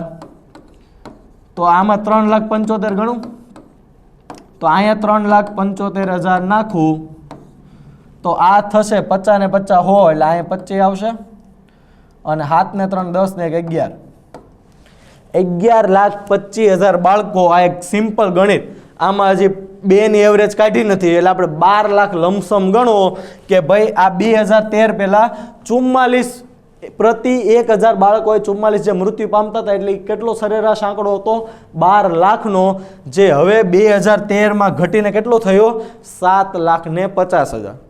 ચલો નોટ આઉટ ઇમ્પ્રુવમેન્ટ તો છે પણ તો બી 7,50,000 બાળકો હજી પણ મૃત્યુ તો પામી જ રહ્યા છે. અને આ આંકડો કેવો છે, કેવો જો અહીંયા લખ્યું છે કે નવજાત શિશુઓ જન્મે એ ભેગા મૃત્યુ પામેલા પ્રતિ 1028 છે. અત્યારે ભારતે 2035 સુધીમાં અંડર 5 એટલે 5 વર્ષથી નાનો જે મૃત્યુ દર જે છે એનો લક્ષ્યાંક રાખ્યો છે 28 છે. અત્યારે લક્ષ્યાંક રાખ્યો છે પ્રતિ 1000 બાળકે 20નો, કે 28 થી ઘટાડીને પ્રતિ 1000 વ્યક્તિએ 20 બાળકનું મૃત્યુ થાય. જોકે સરકાર એવું બી નથી ચાહતી કે 20 બાળકોનું પણ મૃત્યુ થાય, પણ 28 થી 20 લઈ જવા માગે છે. એના માટે સરકારે ઘણું ઇન્ફ્રાસ્ટ્રક્ચર ડેવલપ કરવું પડશે, ઘણી જાગૃતિ લાવવી પડશે. છેવાડાના માનવી સુધી જાગૃતિ લાવશું ત્યારે 28 થી 20 આવશે. કારણ કે હજી આજના સમયમાં બી હું તમને કહી શકું કે ઘણી બાળકીઓ જન્મથી આપણે જે પરિવાર હોય, ચલો આપણે એને શું કહેવાય આમ પૈસાને એવું નથી ફર એટલે એને ચેક નથી કરાવ્યું, પણ બાળકી આવે તો હજી બી લોકો મારી નાખે છે. તો હું તો એમ કહું 7,50,000માંથી તો 3 લાખ તો ખાલી બાળકીઓના જ અવસાન થતા હશે આ સમાજના લીધે, બરાબર. પણ સમાજ નોટ આઉટ આપણે ગુજરાતમાં રહીએ છીએ, આપણને કદાચ એવું ના ખબર પડે, પણ હજી બી ભારતના અમુક રાજ્યોમાં બાળકીઓને લોકો સ્વીકારતા નથી. દહેજ આપવું પડે છે ને એવી બધી માન્યતાઓ કે ભાઈ છોકરો સારો મળે. અરે ભાઈ તમે એને ભણાવો, ભણાવી ગણાવીને એવી કાબેલ કરો કે તમારે એને દહેજ દેવો જ ન પડે. લોકો એક વખતના દહેજનું વિચારે છે કે ભાઈ એને 10-20 લાખ રૂપિયા દહેજ આપશું તો આપણાથી કેમ ફર થાય કે નહીં થાય. એટલે એને ભણાવો જેટલો કે મહિને લાખ રૂપિયા એ કમાય, તો તમે 10 લાખ દેવાના એનાથી 10 ગણા રૂપિયા કમાઈને દેહે ને કોણ એને રોકવાનું. પણ આવું લોકો જે સમજતા નથી એના લીધે બી ઘણું આવું થઈ રહ્યું છે. આમાં જો આગળ તમને વાત કરું તો જે રાષ્ટ્રીય નવજાત સપ્તાહ જે છે એમાં આવશ્યક દેખભાળની પણ ઘણી જરૂરિયાત પડે છે. કેવી રીતના આવશ્યક દેખભાળની તમને વાત કરું તો આરોગ્ય અને પરિવાર કલ્યાણ મંત્રાલય એવું કહે છે કે નવજાત શિશુઓ જે હોય છે જન્મે છે અને 5 વર્ષથી નીચેના હોય છે તો એને ઓરલ પોલિયો રસી જે છે, બીસીજી રસી છે અને હિપેટાઇટિસ રસીના જન્મ ડોઝ તો મળવા જ જોઈએ. ભલે આજે ભારતમાં પોલિયો આપણે એમ કહીએ નાબૂદ થઈ ગયો, પણ એ તો આપણી ભારત સરકારની એવી પહેલ છે, શિક્ષકોના એટલું આપણે એમ કહેવાય એની મહેનત છે કે આજે ભારતના ગામડાના છેવાડા ઘર સુધી પણ પોલિયોની રસી આપણે આપી શકીએ છીએ. પણ એ વસ્તુ કોઈ બાળકની આપણે માતા પિતાની અજાણતાના કારણે કદાચ નહીં મળે તો પોલિયો થશે. તો પોલિયોથી ચલો વિકલાંગતા આવી તો બી દુઃખ જ છે, પણ જતા રહ્યા તો આરોગ્ય અને પરિવાર કલ્યાણ મંત્રાલયનું એવું કહેવું છે કે ઓરલ પોલિયો રસી, બીસીજી રસી અને હિપેટાઇટિસ રસીના જન્મ ડોઝ એને મળે તો બી એની જીવવાની શક્યતા ઘણી વધી જાય. તો આ 3 ડોઝ તો એને મળવા જ જોઈએ. બીજી વસ્તુ કે જીવનનું જે એનું પ્રથમ કલાક જે છે એ નવજાત શિશુઓની આંખોની સંભાળ અને વિટામિન પ્રાપ્ત એને થવું જોઈએ. માતાનું ધાવણ છે, બરાબર, તે બધી વસ્તુ એને પ્રાપ્ત થવી જોઈએ. આગળ નવજાત શિશુઓની અન્ય મૂળ જરૂરિયાતોમાં માતાનું દૂધ છે અને ચેપથી આપણે રક્ષણ. ચેપથી રક્ષણ તો તમને એમ થશે હા ઘણા ચેપ લાગી શકે. બાળક કોઈ એવી જગ્યાએ કદાચ તમે હોસ્પિટલમાં જન્મ ના કરાવો. લોકોને સરકારી હોસ્પિટલ વિશે એવી ગેરમાન્યતાઓ છે કે ત્યાં આમ નથી. ભાઈ સરકારી હોસ્પિટલમાં પ્રાઇવેટ ડૉક્ટરો કરતાં સારા ડૉક્ટર હોય છે. એકવાર ટ્રાય તો કરો. પણ ઘરે જન્મ થયો, ઘરે હવે એ રીતના આપણે ઇન્ફેક્શનવાળા કપડાં હોય એનાથી બાળકને સાફ કર્યું, નાળ કાપવામાં કદાચ કે એવું ઇન્ફેક્શન લાગી ગયું તો એવા ઇન્ફેક્શનથી પણ બાળકને બચાવવાનું છે. કારણ કે એ બાળક હજી દુનિયામાં આવ્યું છે, આપણને ઘણી રસી લાગેલી છે, આપણને ઘણા રોગો થઈ ગયેલા છે, તો આપણામાં એવી ઇમ્યુનિટી ડેવલપ થઈ ગઈ છે જે હજી જે બાળક જન્મેલું છે એનામાં નથી. તો એને આપણે ચેપથી રક્ષણ પણ કરવાનું છે, બરાબર. આ એટલી તકેદારી તો બાળક પ્રત્યે આપણે ખાસ રાખવાની છે, તો એના જીવવાના ચાન્સ વધશે. આગળ જો વાત કરું તો જે મૃત્યુના કારણ જે છે બાળકમાં એમાં સરકારે એક સર્વે કર્યો, તો એ સર્વેમાં સરકારને એવું જાણવા મળ્યું કે જે ભારતમાં નવજાત મૃત્યુના જે મુખ્ય કારણો છે એમાં 35%, એટલે કે પહેલા નંબર પર છે પ્રીમેચ્યોરિટી. પ્રીમેચ્યોરિટી આપણે સમય પહેલા બાળકનો જન્મ થઈ જાય, બરોબર, એમાં તો તમે કાંઈ ના કરી શકીએ, માતાના કદાચ એવો પ્રિકોશન ન હોય અથવા તો કોઈ એવી ભૂલ થઈ ગઈ હોય, બરાબર. ભૂલ એટલે કઈ રીતના કે ભાઈ એને જે પ્રકારના વિટામિન્સ લેવાના હોય અથવા તો એનું બોડી કદાચ કેપેબલ ના હોય ને વહેલા ડિલિવરી થઈ જાય, તો એવી પ્રી મેચ્યોરિટીના કારણે, કારણ કે સ્વાભાવિક છે સમય પહેલાં આવી ગયું છે, બચવાની શક્યતા બહુ ઓછી, કાચની પેટીમાં પૈસા બહુ ખર્ચવા પડે, બધા લોકો એટલા કેપેબલ ના હોય, એટલે બાળક મોસ્ટ ઓફ કેસમાં પ્રી મેચ્યોરિટીમાં જતું રહે છે. બીજા નંબર પર આવશે નવજાત સંક્રમણ. આપણે હમણાં જ વાત થઈ, મેં તમને કીધું એમ, બાળક જન્મે એને સંક્રમણથી બચાવવું પડે, નકર કોઈક ને કોઈક ઇન્ફેક્શન લાગીને પણ જતું રહે છે. અત્યારે તો ન્યુમોનિયાની રસી શરૂ થઈ, બરાબર. મારે હમણાં બાળકીનો જન્મ થયો એટલે મને ખબર છે. હવે ન્યુમોનિયા જ બાળકને લાગી ગયો ને તો બી બાળક જતા રહે, અને એવા ઘણા રોગ છે. તો બાળક જ્યાં સુધી એવું કેપેબલ ના થાય ત્યાં સુધી એના માટે આપણે એને સંક્રમણથી બચાવવાનું છે, જે 33%.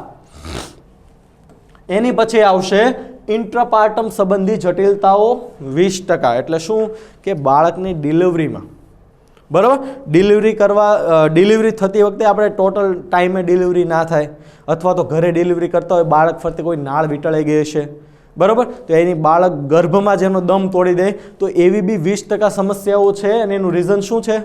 એવી કઈ જટિલતા? લોકોની માનસિકતા. હજી બી ગામડા લેવલ પર અમુક લોકો ઘરે જ ડિલિવરી કરે છે, નકર સરકારીમાં સાહેબ નથી પૈસા થતા, ફ્રીમાં જ થાય પણ નથી જતા.